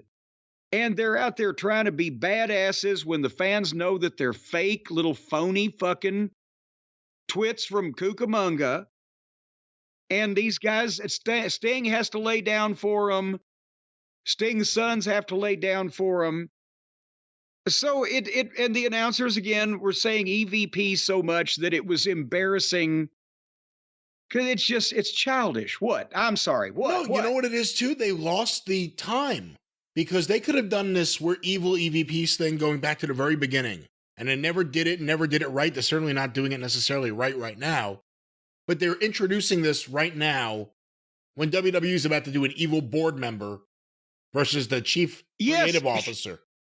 So it's going to look second rate because WWE is about to do the palace intrigue stuff. Yes, and with big stars in those positions instead of, indie fucking high school drama class level fucking players like Tony's got. And they could have done it with the people that the fans knew there was something real that went on with, but they were too scared and cowardly and gutless and ballless and dickless and all other type of male appendageless to do that with people that didn't like them and they didn't like them either. So instead they're trying to manufacture fake heat that the people know is fake with people that they know they don't dislike. And it doesn't make sense. And it's just not good. And did they pipe the fake boos in? Because there were a lot of boos, but the people that I saw on screen, their mouths were closed. Oh, I don't know. I didn't think they were piping them in. I don't know if they have that pipe. I'd like to see if somebody can go back. I know they may not be able to do it, but somebody go back and take a look and see what you think. There was a lot of booing in the arena without a lot of people moving very far or emitting the openness of their mouths. But nevertheless, so now we're stuck with this thing, Sting and Darby and the Buckaroos at the pay-per-view, and they're going to botch up somehow the one thing they've drawn money with in the past fucking 6 months. Or they're going to end the pay-per-view with the Young Bucks with the tag belts and Hangman Page with the world belt running out of there and being the heels and hoping that gets people interested. I don't know if that would. Again, WWE's all the oxygen in the room is going to WWE. But we shall see. This was a big show, and they spent a lot of time building it up. How do you think it did? Well, I've got to just say my comment on what you just said before we go to the ratings is, boy, howdy, I'll tell you what, I don't think Tony got enough oxygen when he was a fetus, is all I've got to say. But nevertheless. Thank you for jumping in with that expert analysis. Yes. It's that kind of analysis you only find here on the Jim Cornette Experience. I don't know how they could possibly have had as many people watch this program as they did last week's program. It's got to be getting to them sooner or later. I mean, this was a big thing they promoted for quite a while, but it was rotten. I'm sure they started strong and tapered off. It's a very interesting rating story this week. AEW Dynamite, February 7th, 2024 on TBS, 8 to 10:04 p.m. On average, was watched by 805,000 viewers. Ouch. Okay, so That's about 30 or 40 down from what they've been doing regularly, which indicates to me people maybe have said, well, we've seen this shit before, but go ahead. According to WrestleNomics, it is down 2% from last week, which was 818, and it is down 4% from the trailing 4-week average, which is 836. Well, now we know why their average is trailing. I would almost say trickling. Once again, these ratings were compiled by WrestleNomics, Quarter 1, 8 to 8:15 p.m. Adam Page versus Swerve Strickland. 878,000 viewers. Oh my God, what happened to the Big Bang Theory? I don't know. Did the balloon pop on the Big Bang? Maybe it's an episode everyone hates. Okay, that was in my case, lowest it's all of them. Well, that was the lowest handoff in the history of this program, I think. Well, we handed off to Quarter 2, 8:15 to 8:30 p.m. The continuation of Swerve versus Hangman with picture-in-picture. 780,000 viewers. Ouch. Okay, they lost 98,000 on that marathon dreariness with Swerve and Page. And I don't see, unless something stabilizes, how they're even going to make their average. Go ahead. The Silverdome just emptied out and everyone walked out of there. Quarter 3, 8:30 to 8:45 p.m. The continuation of Swerve versus Adam Page with the post-match, an ad break, and a Samoa Joe promo. 838,000 viewers. Okay, so as soon as the all clear was sounded on Swerve and Page, 58,000 came back. Good Lord, that doesn't say much for. Well, Swerve with a better opponent, you could say something for him, but wow, okay. Well, we go to Quarter 4, 8:45 to 9 p.m. Red Velvet versus Tony Storm with picture-in-picture. The post-match with Deonna Purrazzo. The Trent Beretta, Orange Cassidy, Rocky Romero promo. An ad break. And the BCC entrance. 833,000 viewers. And within 5,000, kind of pretty much the same. But at the top of the 9 o'clock hour, I can't see how they'll gain on a match with complete unknowns. Well, it is indeed the 9 o'clock hour, Quarter 5, the big 9 o'clock hour at 9 to 9:15 p.m. Danielson, Claudio, and Moxley versus Hechicero, Mascara Dorada, and Volador Jr. with picture-in-picture. 826,000 viewers. Okay, they only lost 7,000. That was not nearly as bad as I thought it would be. Nothing to brag about, but they dodged a bullet there. Well, let's find out where that magic bullet goes in Quarter 6, 9:15 and 9:30 p.m. Thank you, Dr. Ehrlich. The post-match angle, the Undisputed Kingdom, Chuck Taylor backstage, whatever it was, an ad break, the big Tony Khan announcement, and the start of Chris Jericho versus Konosuke Takeshita.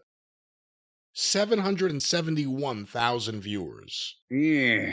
Well, there goes 29, 40, 55,000 more, and I bet you this becomes a trend. Well, there goes thinking Tony's big announcement is a draw anymore. Well, they've seen through that. It's a meme now, isn't it? Even with their faithful audience. Well, Jim, let's see what they memed to do here in the 7th quarter, 9:30 to 9:45 p.m. Chris Jericho versus Konosuke Takeshita with picture-in-picture ads and an ad break. 723,000 viewers. Ouch. Mr. Jericho wanders in and loses him another 48,000. That's over 100,000 in 2 quarters. The best thing for Chris Jericho is not booking him strongly, it's getting him off TV right now. And finally, Quarter 8, and we have an overrun. 9:45 to 10 p.m. Darby Allin and Sting versus Big Bill and Ricky Starks with picture-in-picture. 787,000 viewers. 5-minute overrun with the Young Bucks. 820,000 viewers. Well, at least, again, Sting, he picked up 64,000. Because they knew that was the main event. They'd been advertising it. People must have come back and said, we'll fucking come back when that starts. And then, and they get the artificial overrun from people.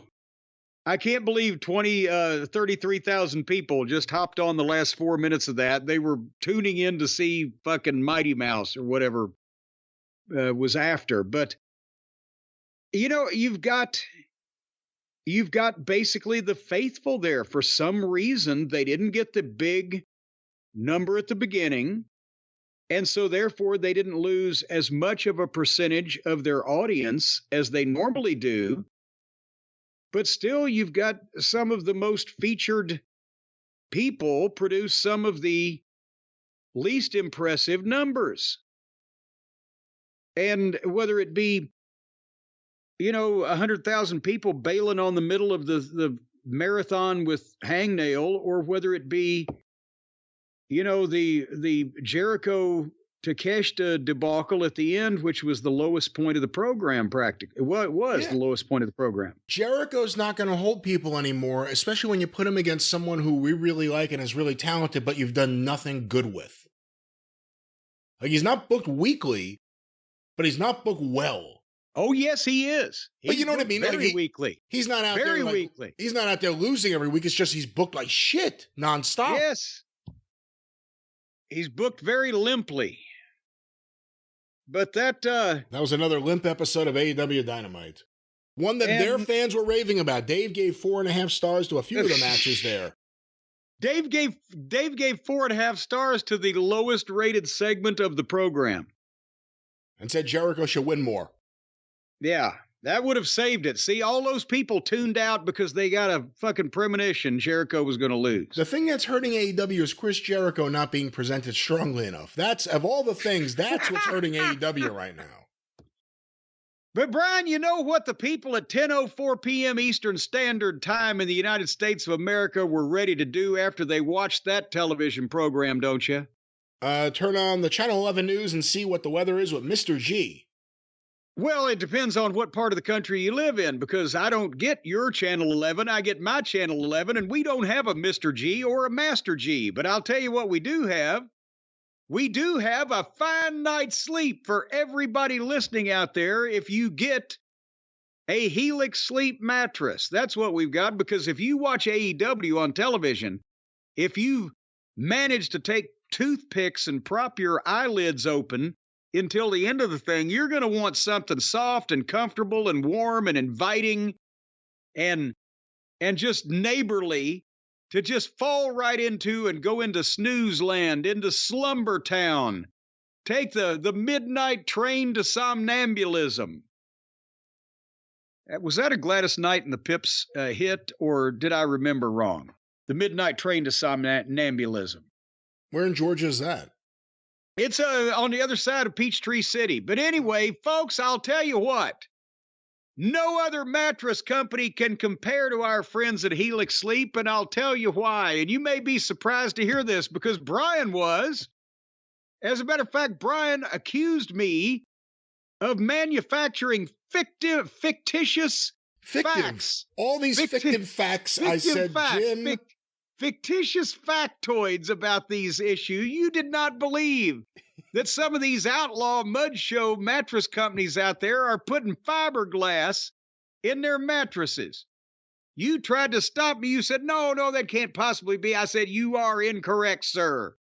Yes, sir, some of these fly-by-night, you never know, these seedy, mom and pop manufacturing outlets that make the mattresses. The pop makes them and mom carries them on her back down the street. They're putting fiberglass. I wouldn't be surprised if also I thought it was asbestos, and they may have done that too.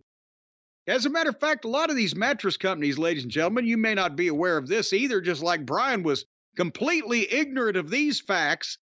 A lot of these mattress companies out there will just go up and down the side of the interstate and find things to pick up and stuff in their mattresses.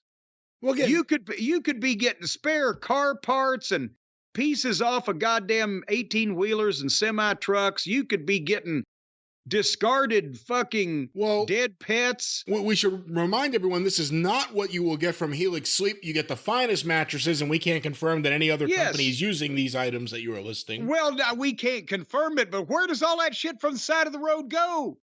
You see the prisoners pick it up, but you never see it again. It's going in these mattresses from these other companies. That's why you can only trust Helix. You don't want to be sleeping on a mattress containing a radiator from a 57 Chevy or the possibly the bones or the desiccated corpse of somebody's pet poodle. You never know what you'll find on the side of the road, folks, but you know what you won't find, and that's a Helix Sleep mattress, because people, you know, when you're driving down the road, Brian, I don't know if you live in this type of neighborhood, as you're driving down the road, you're going to see a lot of mattresses laying on the side of the road. A lot of couches, a lot of love seats, occasionally some kind of kitchen cabinetry, and mattresses people get rid of. They're too big to put in your garbage can, so you just leave them on the side of the road. These are never Helix Sleep mattresses, because nobody that gets a Helix Sleep mattress wants to let go of it. Even if Grandpa dies on a Helix Sleep mattress and the stench of his grisly death is still on it, most people are just going to spray that daggum thing with some fucking Febreze and put some sheets back on it, because it's a Helix and it's good. I don't even know where to begin with this one. Most people would not do any of that. Helix Sleep is good for the whole family, whether it's grandpa or the kids or you. But everybody's time's got to come. But everyone dies, and people die in all sorts of places. So technically, it could be on the most comfortable mattress ever. But you don't have to worry about that. Just go to sleep and enjoy a good night's sleep. I see he's on mute. With Helix Sleep. Yes. Just don't worry about anything. Just go to sleep. And you'll know if you wake up. It'll be a new tomorrow. Folks, just go now. Where should you go? I can't find it. Go to sleep. Go right now. Go to sleep. Just go to sleep. Go to sleep. Go to sleep, little. Go to Helix Sleep. That's HELIX, helixsleep.com/JCE, and use the code HelixPartner20. HelixPartner20, and you're going to get 20% off all mattress orders and 2 free pillows. If you go to helixsleep.com/JCE, yeah, lady. Lady.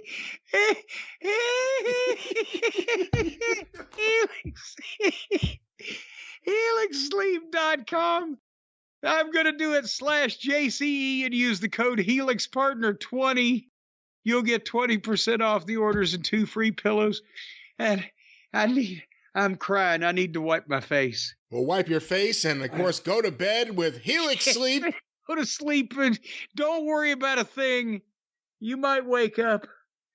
And you'll be waking up, potentially, on a Helix Sleep mattress. Once again, what's that promo code, Jim? Oh, God damn it. HelixSleep.com/JCE. Use the code HelixPartner20. I think my nose is bleeding. Well, wipe off that blood and go to sleep with Helix Sleep. Okay, I've managed to take a pause and get some oxygen.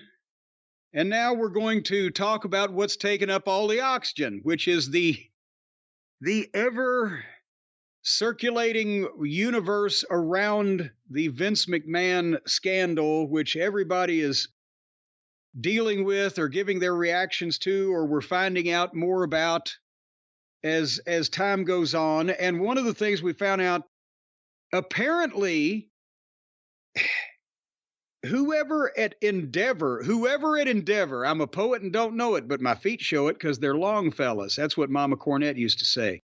Whoever at Endeavor was making all these decisions, Ari Emanuel, potentially, was apparently convinced that Vince McMahon was indispensable to the WWE business because they insisted that he stay on as the executive chairman of TKO until his death, resignation, or incapacity.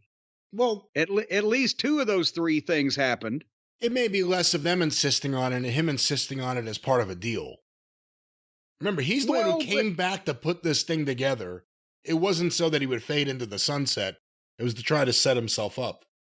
But now the thing is, our boy Thurston Howell over at WrestleNomics, he's got the timeline on this where Endeavor made the offer for the merger to the WWE. Endeavor would own 57% and WWE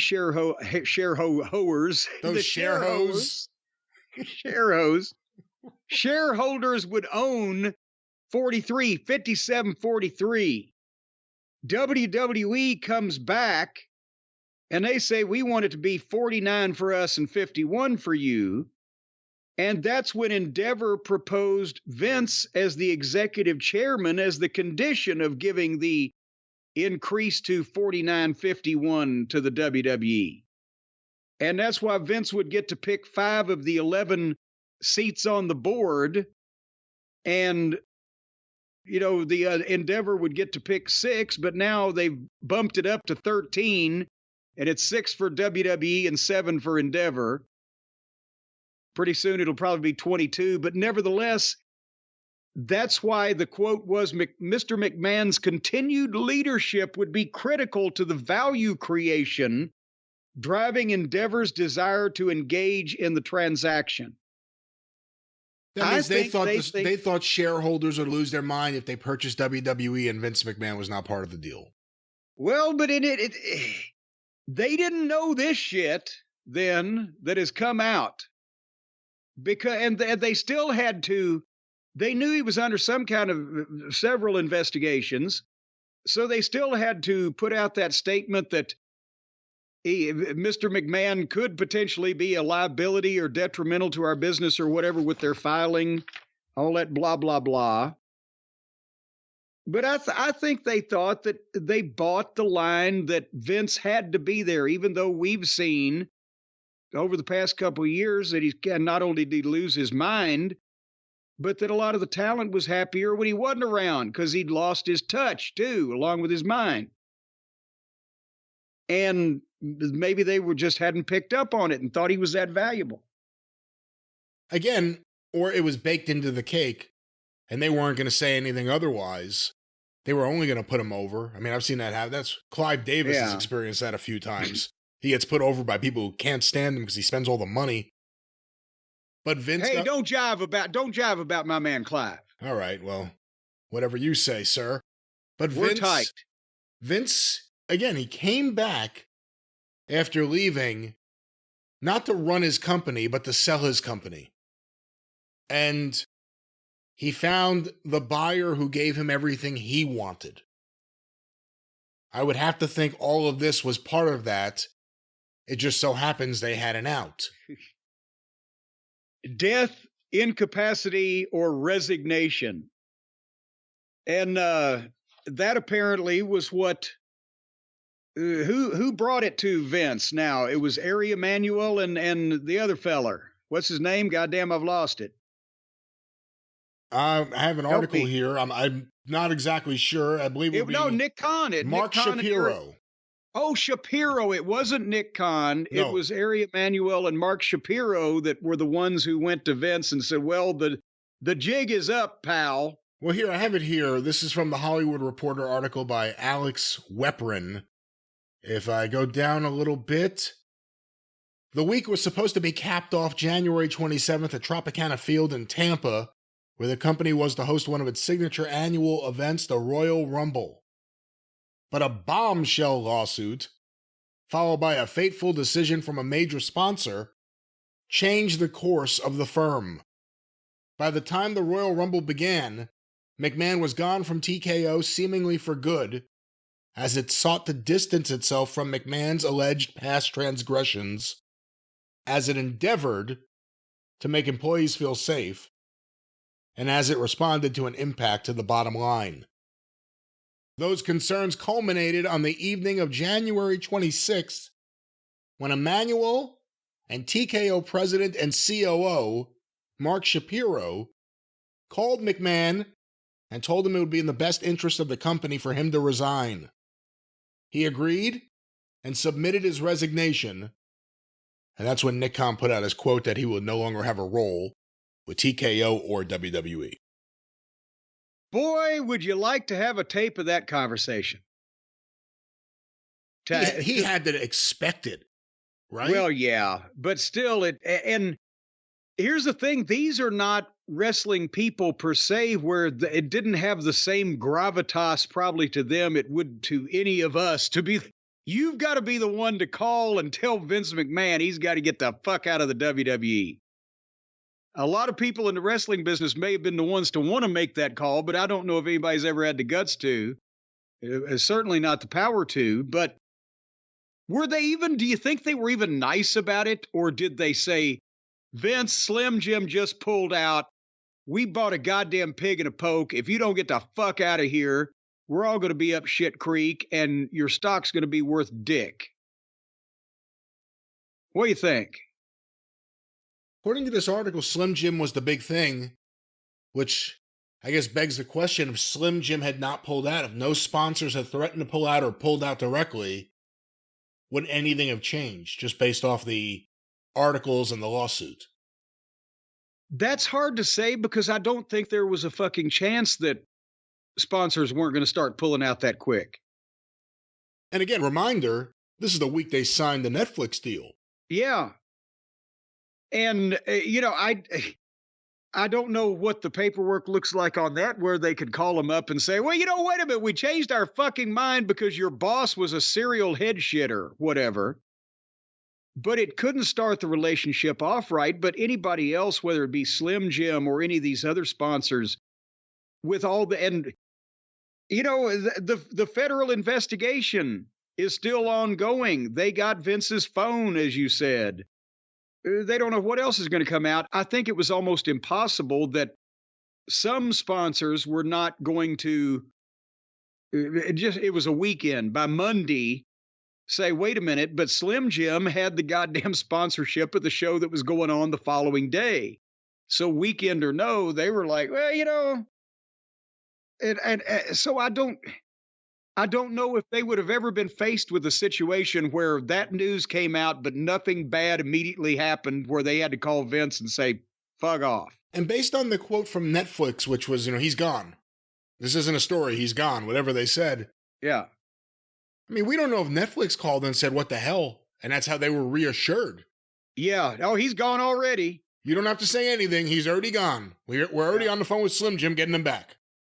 I think that's pretty much probably what happened.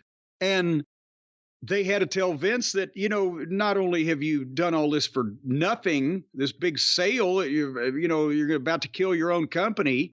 Your shit's going to be worth nothing. Just get the fuck out of here. Do you think we ever hear from him again? Does he do a big interview somewhere with some major media, person that will be sympathetic? Do you think, beyond the lawsuit, and he's going to be very careful because this should be the big one. Do you think we ever hear from Vince McMahon again? Do we ever hear him defend himself publicly? Yes. It depends on who he gets to be his lawyers, because, public defense and under deposition, as we've seen with Trump, which this is so similar in so many ways, is two different things. Trump can go out and lie his ass off in interviews and press appearances and whatever, which he does for a daily habit.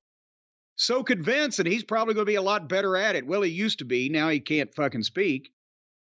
But they don't need to be testifying or under oath or under deposition, because they'll fucking cross themselves up.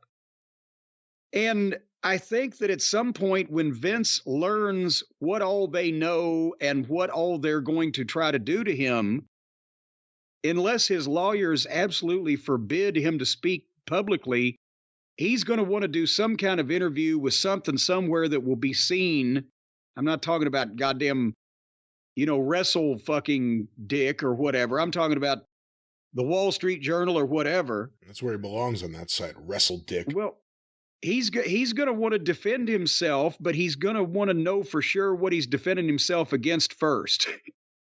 And so I think it'll be a while, but it will eventually hear about it, especially if he's going to court if he's especially if it's a criminal charge instead of civil, especially, I would think you can't hold him back from trying to defend himself unless he's old enough that he'll listen to lawyers at this point. And we'll move on from this area of the Vince McMahon scandal in a moment, but from this article at least, and every source has a spin, so you don't know, it sounds like TKO were taken by surprise at exactly what these allegations were. They may not have thought it was this. I mean, most people didn't. Yeah. Well, I don't think this would have been the first thing that popped up in most people's minds.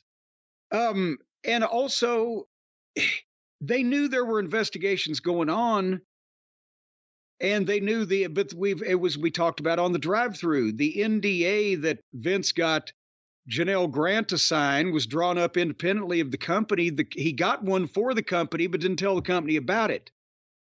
So a lot of this stuff was executed trying to clean up shit before the sale or the merger or whatever they termed it. And it just started leaking out when the thing went through. And now they're finding out maybe Vince was a motivated seller in terms of not wasting too much time and letting grass grow on this thing because lips were moving. But speaking of moving lips, Johnny Laurenitis, Johnny Ace, and what is his attorney's name? I keep forgetting it. I keep wanting to write it down. Oh, I don't know. Let me find it. He's heavily reviewed and on certain parts of the internet as a Florida lawyer that people that have used him in the past don't think too much of. Remember, we found that out. But he is basically turning state's evidence. If this was a mob movie, he's a squealer, he's a rat, he's a fucking what's the other terms that they use in the mob? A stool pigeon. He's talking about everything to everybody because he was a victim too, John Laurinaitis. He was a victim of big bad 80-year-old Vince McMahon with spinal fucking problems.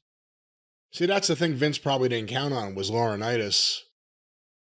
Whatever you want to say, flipping against him, protecting himself. Whatever you want to say, who knows what this story is going to come out as.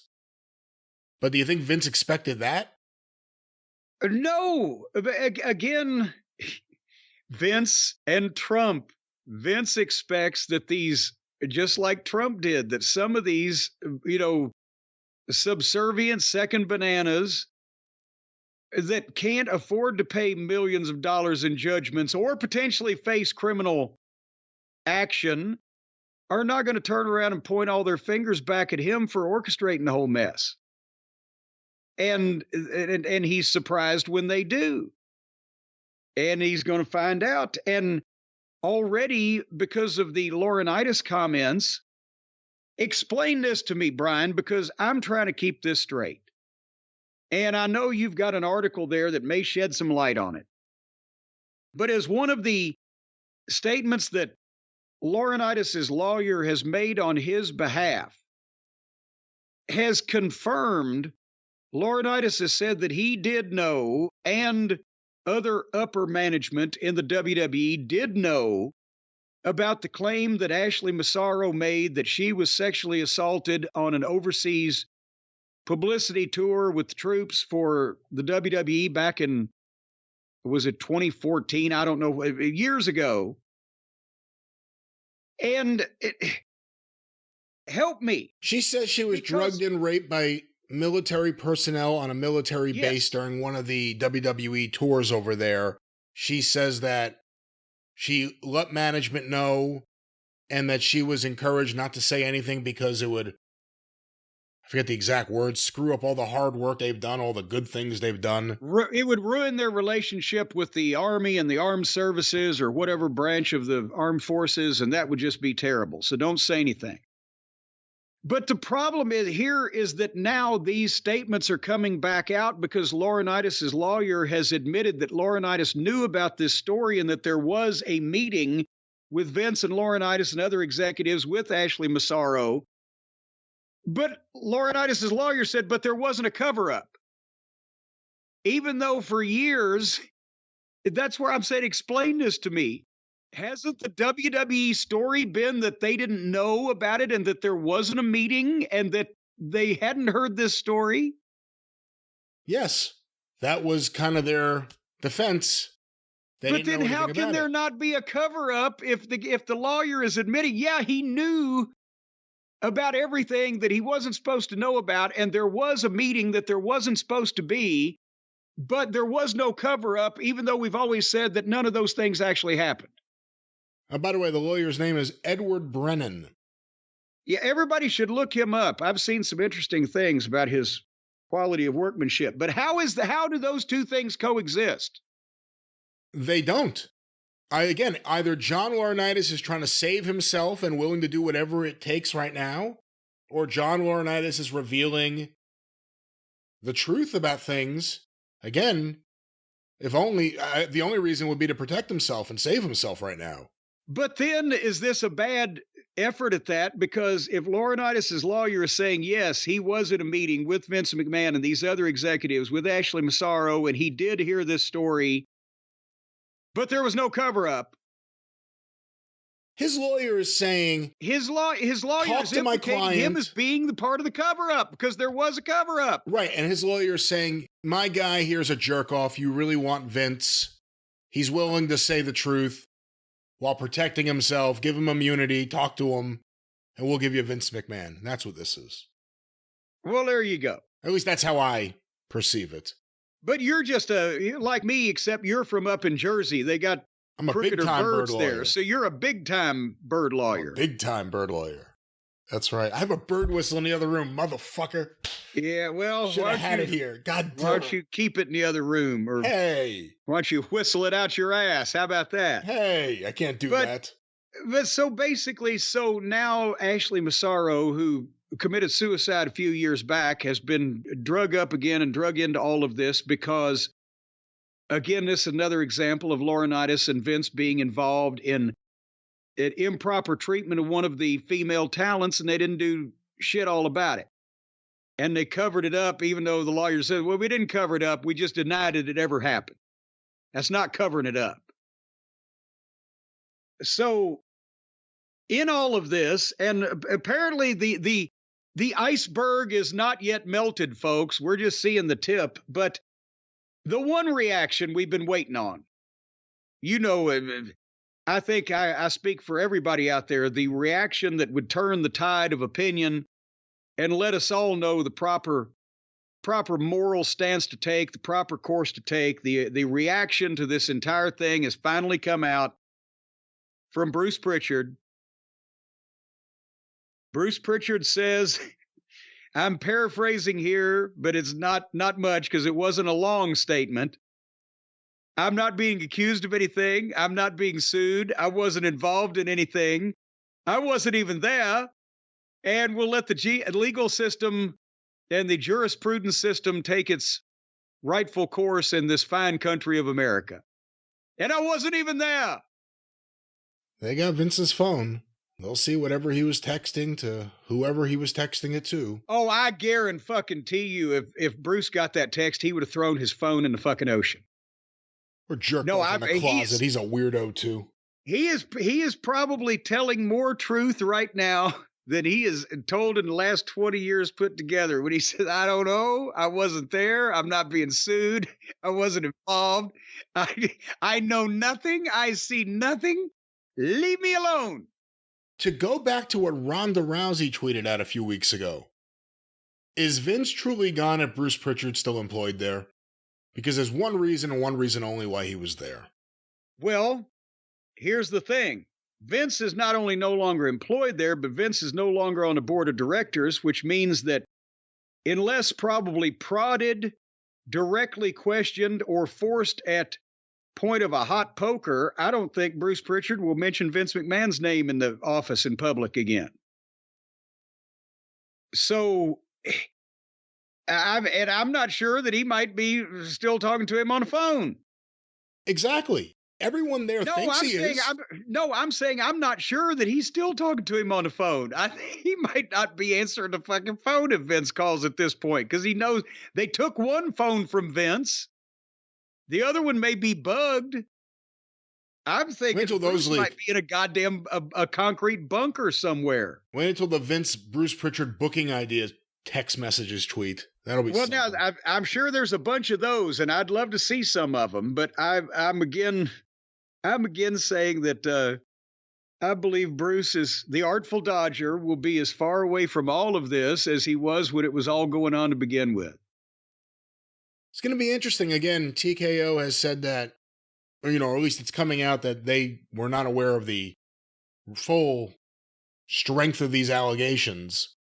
There's a lot of people there who have been there for a long time. Michael Hayes' name has come up lately as someone who was a Vince guy, which is kind of amazing. I know. I don't know how that works. Strange bedfellows may apply here. Too soon?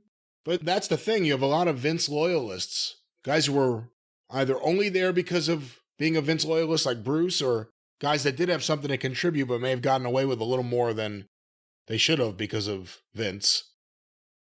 Do you got a clean house?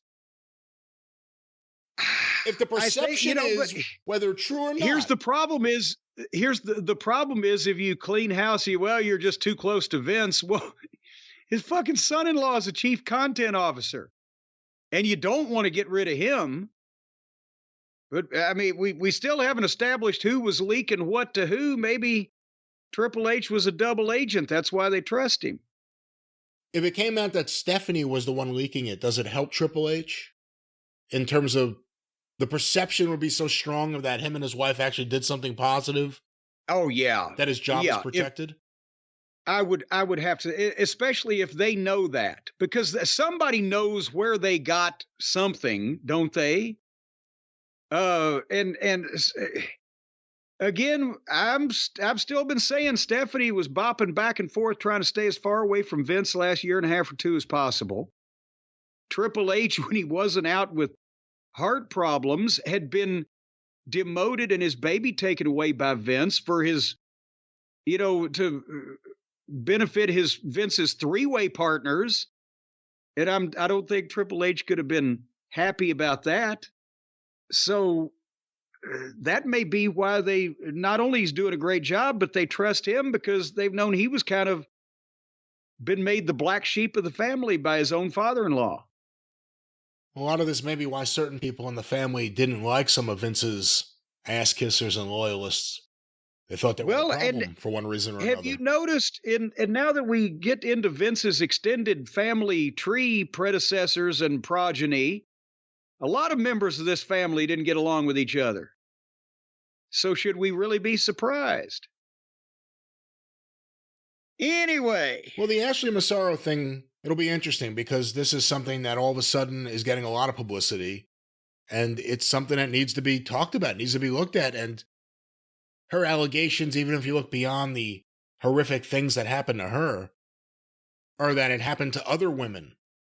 There were other people that things like this were happening to, whether it was being punished for turning down Vince's advances or succumbing to Vince's advances, making out with divas. Yes. Wasn't it in one of Ashley Massaro's statements? And this was a part of a document that I assume she was giving a deposition where she said she saw Vince making out with other of the female talent in the locker room. And he would have been, 60, 65? And then he started personally writing her promos, but in a humiliating fashion, not something to get her over, something to embarrass her. Personally writing them, though, not as writing to Vince. Yeah.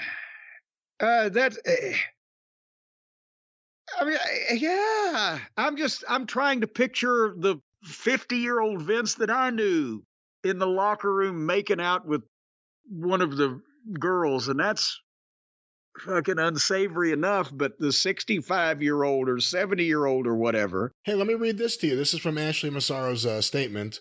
During my time with the WWE, I had observed Vince McMahon making out with the other divas in the locker room, but he never paid attention to me, and I assumed I was not his type. This changed after my Playboy cover was released.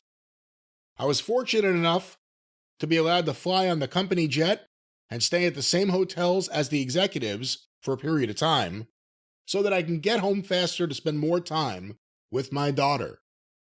On one of these occasions, Vince was attempting to get me alone with him in his hotel room late at night, and I felt extraordinarily uncomfortable. He began calling the hotel room phone and my cell phone nonstop. I called Kevin Dunn to explain the situation. Oh, good Lord. And he said I should tell Vince I was not feeling well and would see him at TV the next day, so I did. Immediately after that night, Vince started writing my promos for me. Vince does not write promos for female wrestlers. That is the job of the creative department, and he certainly wouldn't have, under any normal circumstances, written a promo for me. But he did, and the promos were written with the clear intention of ruining my career. I brought the first script Vince wrote for me to the WWE employee in charge of creative at the time, Michael Hayes, and he said, "You're not saying this. Who the fuck wrote this?" And I told him that Vince did. He said, "Well, kid, these are the breaks." Meaning that Vince wanted to end my career and destroy my reputation on the way out. I swear to God, I can hear it in Michael's voice. He is known for this type of behavior and also did this to a redacted name upon her departure from WWE. In addition, after that night, each time I walked by him, he would make vulgar sexual comments that were clearly designed to make me uncomfortable. So, again, Vince, Kevin Dunn, Michael Hayes, it's a very interesting, I mean, it's a really sad existence for any of the women in the company to have to deal with that from the boss of the company. And again, I don't remember that this ever took place, but I would have bet you all the money I had in my pocket at whatever time when I was working in the office there, that if somebody had come in and said to me or Vince or Bruce, JR, whoever, you know, if it was Luna or if it was Sonny or Sable or whatever, some member of the office or crew just said this vulgar thing to me, then he would have had him apologize. That's what I would have bet money on. He certainly was not making comments like that to random women in the building, whether it be talent or employees or whatever. It's interesting that if she did turn him down, that would be his reaction to rejection. Good Lord, yeah. Well, he's got a. That's the thing, and you plugging your boy's book there, The Six Pack.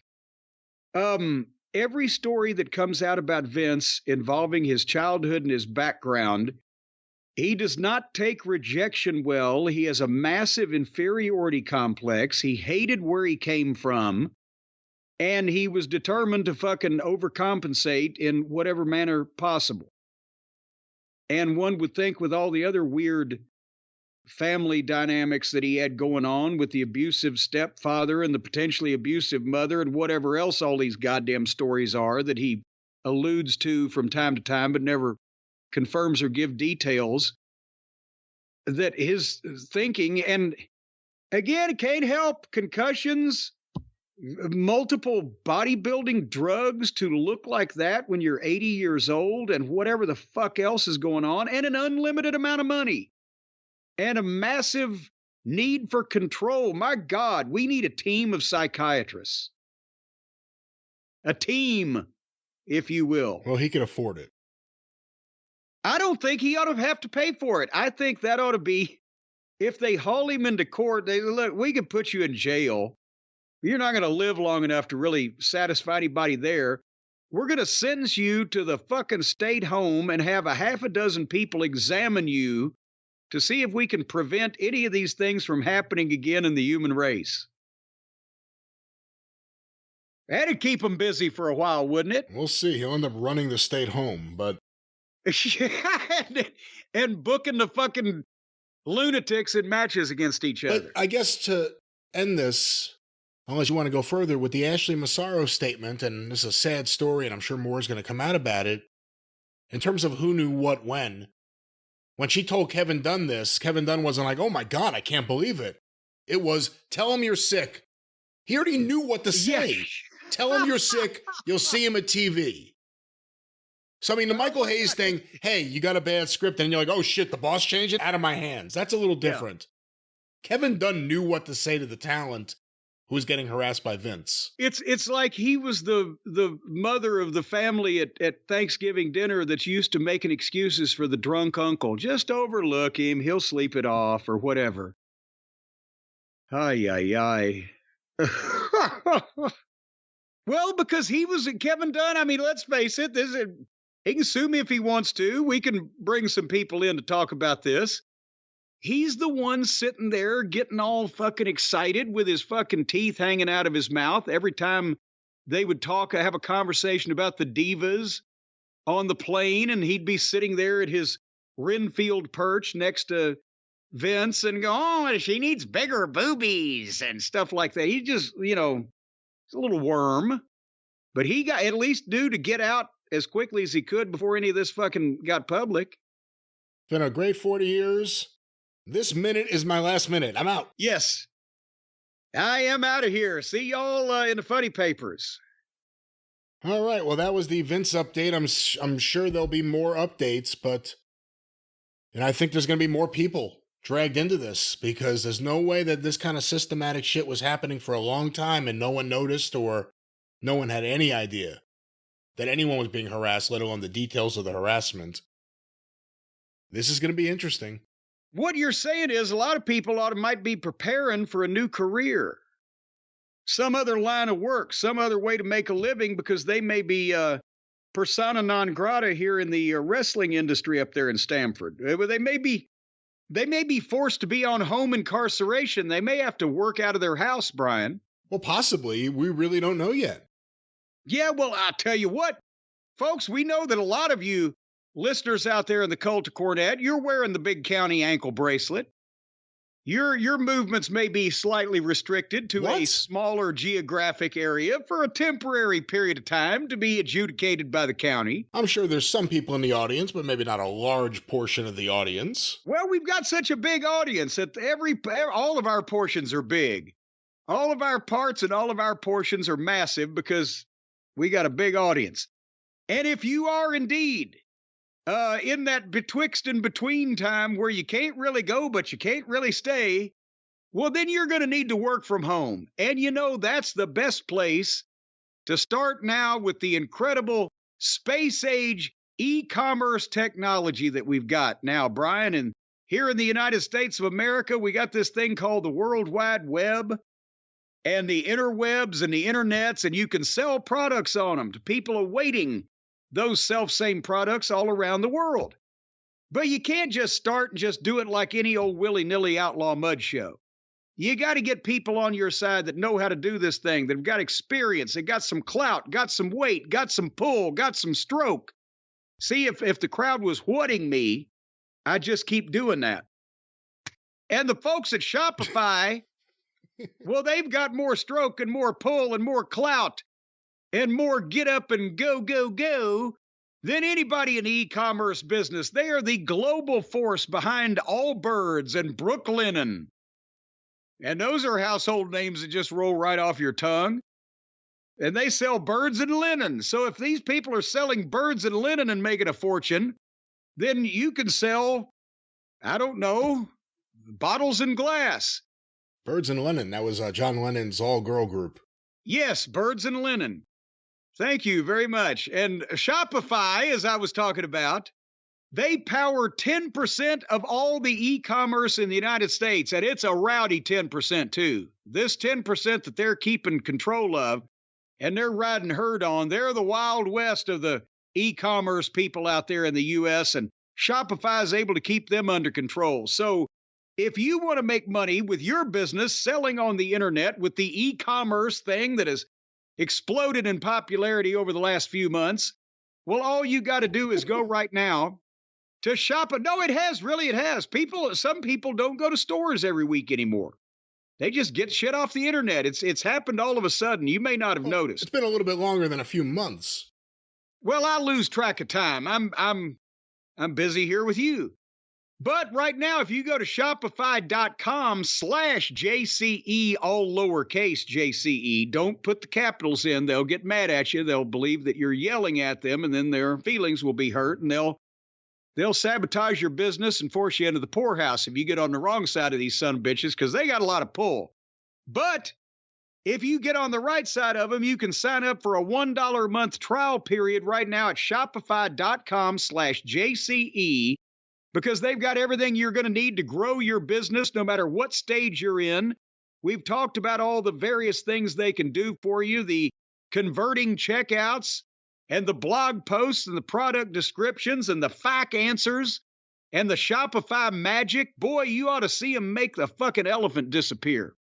And they accept every type of payment, so you can get paid simply and easily. They'll accept anything. They'll accept jewelry. They'll accept S&H green stamps. They may accept some type of favors, if you know what I mean. You know, you got to get in there and make your pitch. Well, again, it depends on what kind of business they're in. Let's talk about a good business, a good legal business where you have wonderful things you are making, or you have the license to sell and you're going to sell them online. You're going to use Shopify. What's that promo code, Jim? Well, it's JCE, all lowercase. That's right. They've got an endless list of integrations and third-party apps.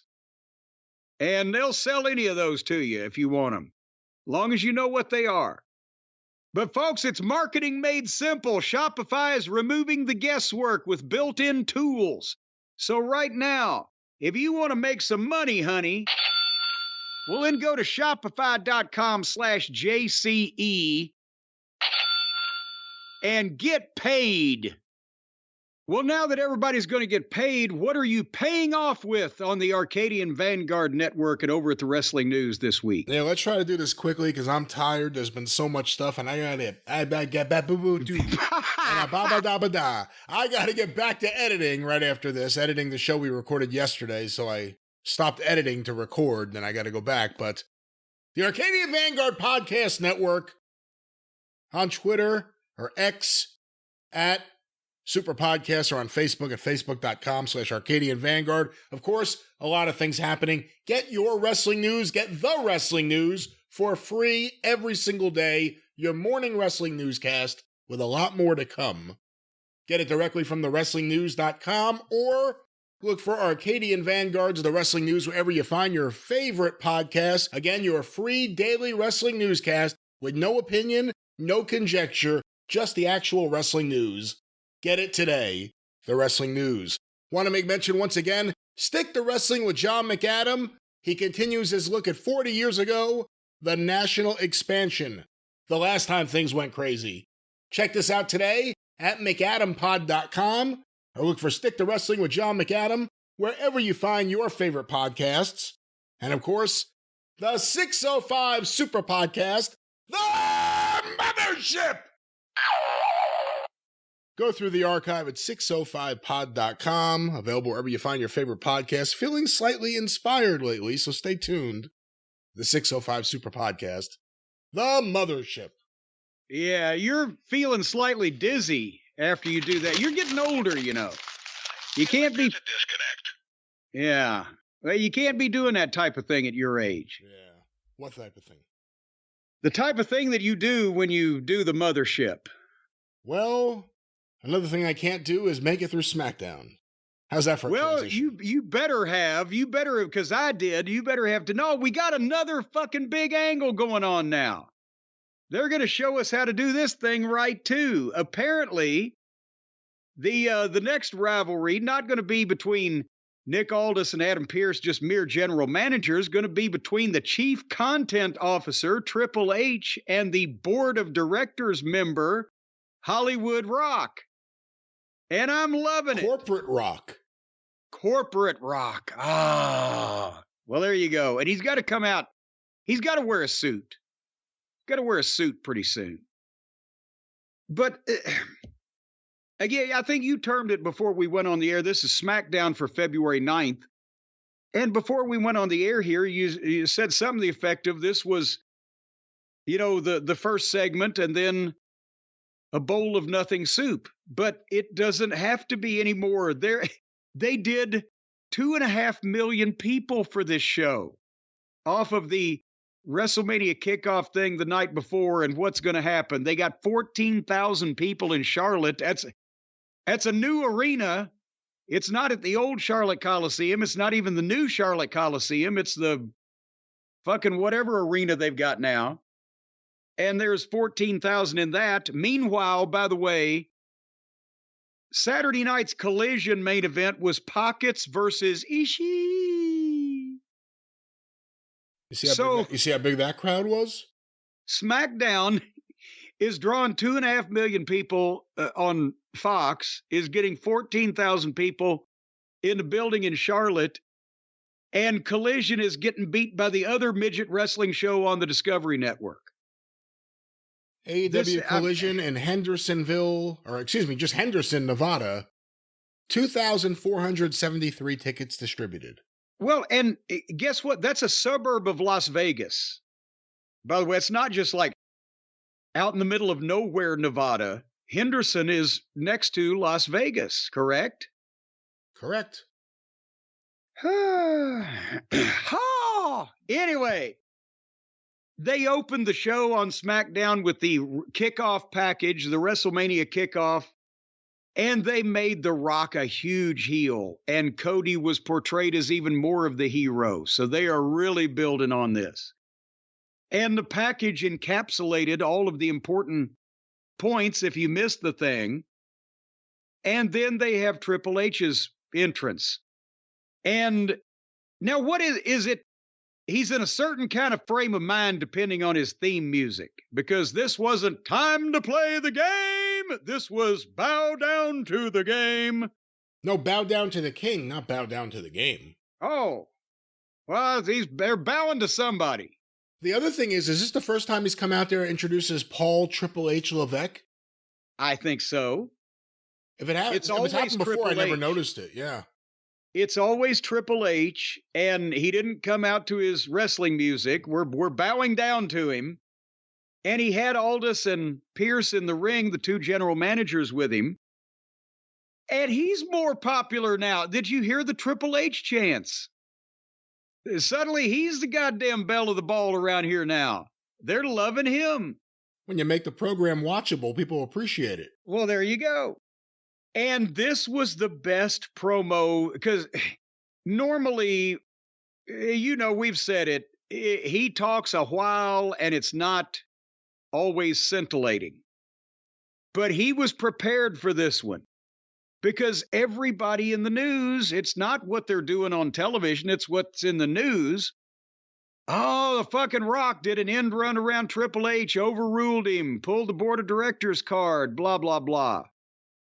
So here he cuts the promo. Hey, we took a hard left on the road to WrestleMania, that's for sure. But let me clear up one thing. There's some confusion around here. Some people don't know their role. People tried to assert authority they don't have. I don't care where you sit, as in sitting on the board of directors. The answers come from one place, and whether you like them or not, you're looking at him. So now we've got, like you said, the palace intrigue, the Game of Thrones at the very top. And they played into Chief Content Officer like crazy. And he announced the main event will be at WrestleMania, Roman Reigns versus Cody Rhodes. And so could he have, without mentioning The Rock's name, but saying it the way that everybody knew what he was talking about, could he have said it any better? I thought this was great. I thought he did a great job. It's sad that he can't work a match physically. Yeah. But he could be great in this role, and he has been so far. I did have one thought watching this with Aldis and Pierce behind him. Which one of those two is going to flip for The Rock? Which one of those two is going to say, I answer to the board of directors, not to the chief content officer? It has to be Aldis, because not only is he the edgier one, but he's the new guy. And then Aldis will blame Pierce, say it's Pierce. Yeah. Throwing him off, yeah. And then Pierce will blame Bruce, and they'll fire Bruce, but no. And everyone will believe it. So then the Triple H's final line on this was, there are some people back there that this decision is going to disappoint. They won't like it. It doesn't matter if you don't like it. And then he turns it over to Aldis, who shifts to Seth Rollins and the World Heavyweight title. And we've all agreed here that Seth's challenger will be the winner of the Elimination Chamber on February 24th. And a series of matches to determine the participants will start tonight. And Pierce directed everyone's attention to they're not calling it the Titantron anymore. They're just calling it the Tron. You think even the word Titan now is too Vincey? Yeah, pretty much. Yeah. So the participants in this thing, Randy Orton, Bronson Reed, Kevin Owens, Logan Paul, AJ Styles, The Miz, Bobby Lashley, Drew McIntyre, Sami Zayn, Dominic Mysterio, LA Knight, and Ivar, the Viking. I think we can predict at least one finish. So 12 stars, 6 matches, 3 nights, I guess this night, Raw, and then SmackDown next week. And the first match is Drew McIntyre against AJ Styles. But the promo segment isn't over yet, because now Drew comes out with the microphone. And I'm loving his promos now. He says thank you to everybody for feeling the same way about CM Punk as I do, and for buying the t-shirt that he's got, CM Punk's WrestleMania main event, RIP. Thank you for thanking me for bashing Punk, and he called himself DM Hunk. So he's got a little sense of humor too. And he's taking credit for this. He came out and reasoned with Cody and got physical finally, and it worked. And so now he's taken out Punk. He's made Cody finish his story. He's almost saved WrestleMania. The only thing he's got to do is save the world title by winning the Elimination Chamber and then beating Seth Rollins at WrestleMania, because that's what's best for business. Drew McIntyre, who would have thought this was hiding there all that time? Was he just an unhappy babyface and wanted to get all this venom out of his system? I guess so, but to go back to the previous thing, what do you think they're going to do with Triple H and The Rock? Oh, I'm sorry, I glossed over that. They can't have a match, obviously. You mentioned Triple H's heart problems, but again, The Rock can talk like crazy, and, whatever we think, he's a big star, and now he's a heel. And Triple H, they wouldn't believe, the fans wouldn't believe Nick Aldis or Adam Pearce or anybody else standing up to The Rock verbally or trying to put his foot down in a power struggle. Triple H has got enough fucking pull and enough stroke and enough history, credibility with that audience that they will say, yeah, this is going to be a fucking struggle. And just the idea all these years later that Triple H and The Rock, after the Attitude Era and everything, that these two would have a problem, it works. You believe it. So, the personalities are what's important here. They don't have to fight. And, again, I can't wait to see it. Like you said, they could go so many different ways. Aldis can flip alliance or to the board of directors and try to undermine Triple H or whatever the fuck. Does The Rock start signing wrestlers behind Triple H's back? That's how Jacob Fatu gets brought in. The Rock just signed him. There you go. I don't care who signed. I don't care if goddamn Howard Hughes' biographer, what was his name? That would have been a hell of a fucking line if I could have got that out. Clifford Irving. I don't care if Clifford Irving signs him. I guess you got to be 60 to really get that too. So we'll gloss over that. So anyway, Drew McIntyre was out there and he's got to wrestle AJ. And here came old AJ, day late and a dollar short. He can't hang in this atmosphere anymore. And when they come back from the break to start the match, here comes LA Knight. He makes his entrance because he's going to sit at the desk for color. And so they ring the bell for this thing, and they're 22 minutes into the show. And it's match number 1. And they go a little under 3 minutes, and they go out to the floor, and Drew throws AJ over the rail into the fucking sound pit to the break.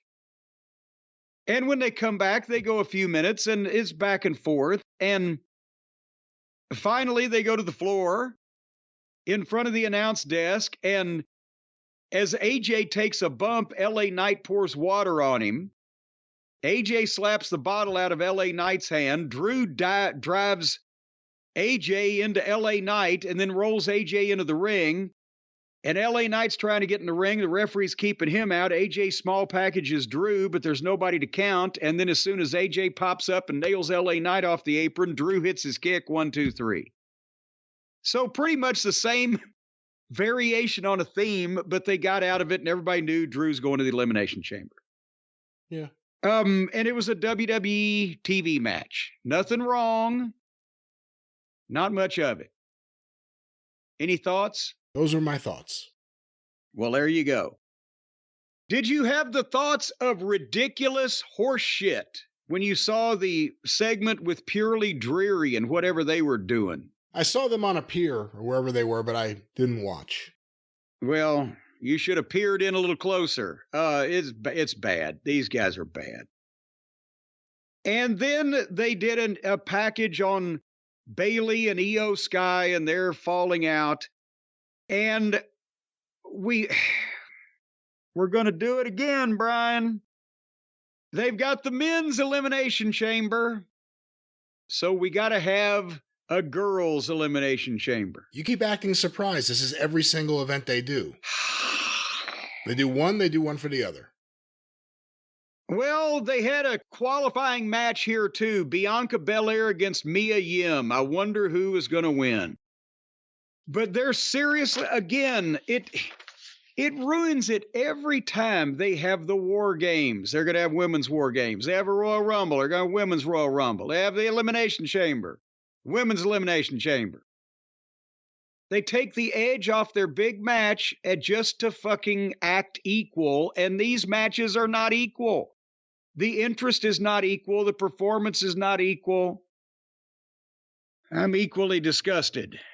I'm regusted and dismayed. All right. Are we done with SmackDown? No, we're just at 9 o'clock. But we're getting close because there's not much left. Triple H was in the back with Braun Breaker, and Triple H is proud of him and anxious to see what he can do at this level. And just as Braun is going to ask for advice on which of the offers to take, Raw or SmackDown, here comes Paul Heyman. And Braun leaves. I'll come back later. And Paul said, boy, that's a hell of a talent from a really wacky family. And basically the upshot of this is that Heyman tells Triple H and the rest of us that he sees it's not a good time to talk to Triple H right now. So he's going to come back next week and he's going to bring Roman Reigns and The Rock. So they got 2.5 million people to watch this show with no Roman Reigns or The Rock. And the people have a week to think about that next week, Roman Reigns and The Rock is going to be there. Boy, howdy. They do a good job of drawing it out. You know, if it was AEW or most places actually probably in the last 30 years, even WWE, they would have had them on TV on this episode. Yeah, they'd have finished it in Seg 3. Yeah. But then Bayley was in the ring for a promo. She's a very likable babyface. She can talk. I'm not interested in any of the other girls in her mix. But then the missing Dakota Kai came in. Remember, she wasn't there when the Carrie and Oscar and Io turned on Bayley. And they had a heart-to-heart girl talk about all the issues and all their heartfelt emotions. And did this look like it belonged on wrestling or on Lifetime television? This was okay. I'm not going to kill this. Well, anyway, they cried, and then they said they missed each other, and Dakota misses you and me and Io, and I guess Bayley misses me and you and a dog named Boo. And then the Kabuki Warriors contingent of Damage Control came out, and Dakota Kai milked turning on Bayley, hitting her with a chair, but instead ran the other girls off with a chair. So Dakota Kai, crippled as she is going to stick with Bayley against the other three that are fully operational and not injured. So you got 1.5 against 3. It's still uneven. They need one more. They got to find who that other party will be. Well, technically, they need 1.5, or for Dakota Kai to get well. Yeah. So maybe they'll get another girl and Darling Dagmar. So then we had Pete Dunne and Master Bate take on the team of DIY. They went a minute to the break. They came back, and at least they beat Johnny Sameface. I don't know why DIY are not wearing their tool belts to the ring. Don't you think? And shouldn't they have the hats with the little lights on like they're going down in the crawl space to investigate something? Well, that's the thing. What are they doing themselves? Are they wrestling and winning matches themselves? Isn't that what everyone is supposed to be doing in wrestling? Well, they didn't win here, so apparently they lost it themselves. Lose it yourself. LIY. Yes, if somebody's got to do it, if nobody else is going to lose it for you, you got to step in. It's a big question. Why are they do it yourself? In what way is anything they're doing a do it yourself? Are they flipping houses?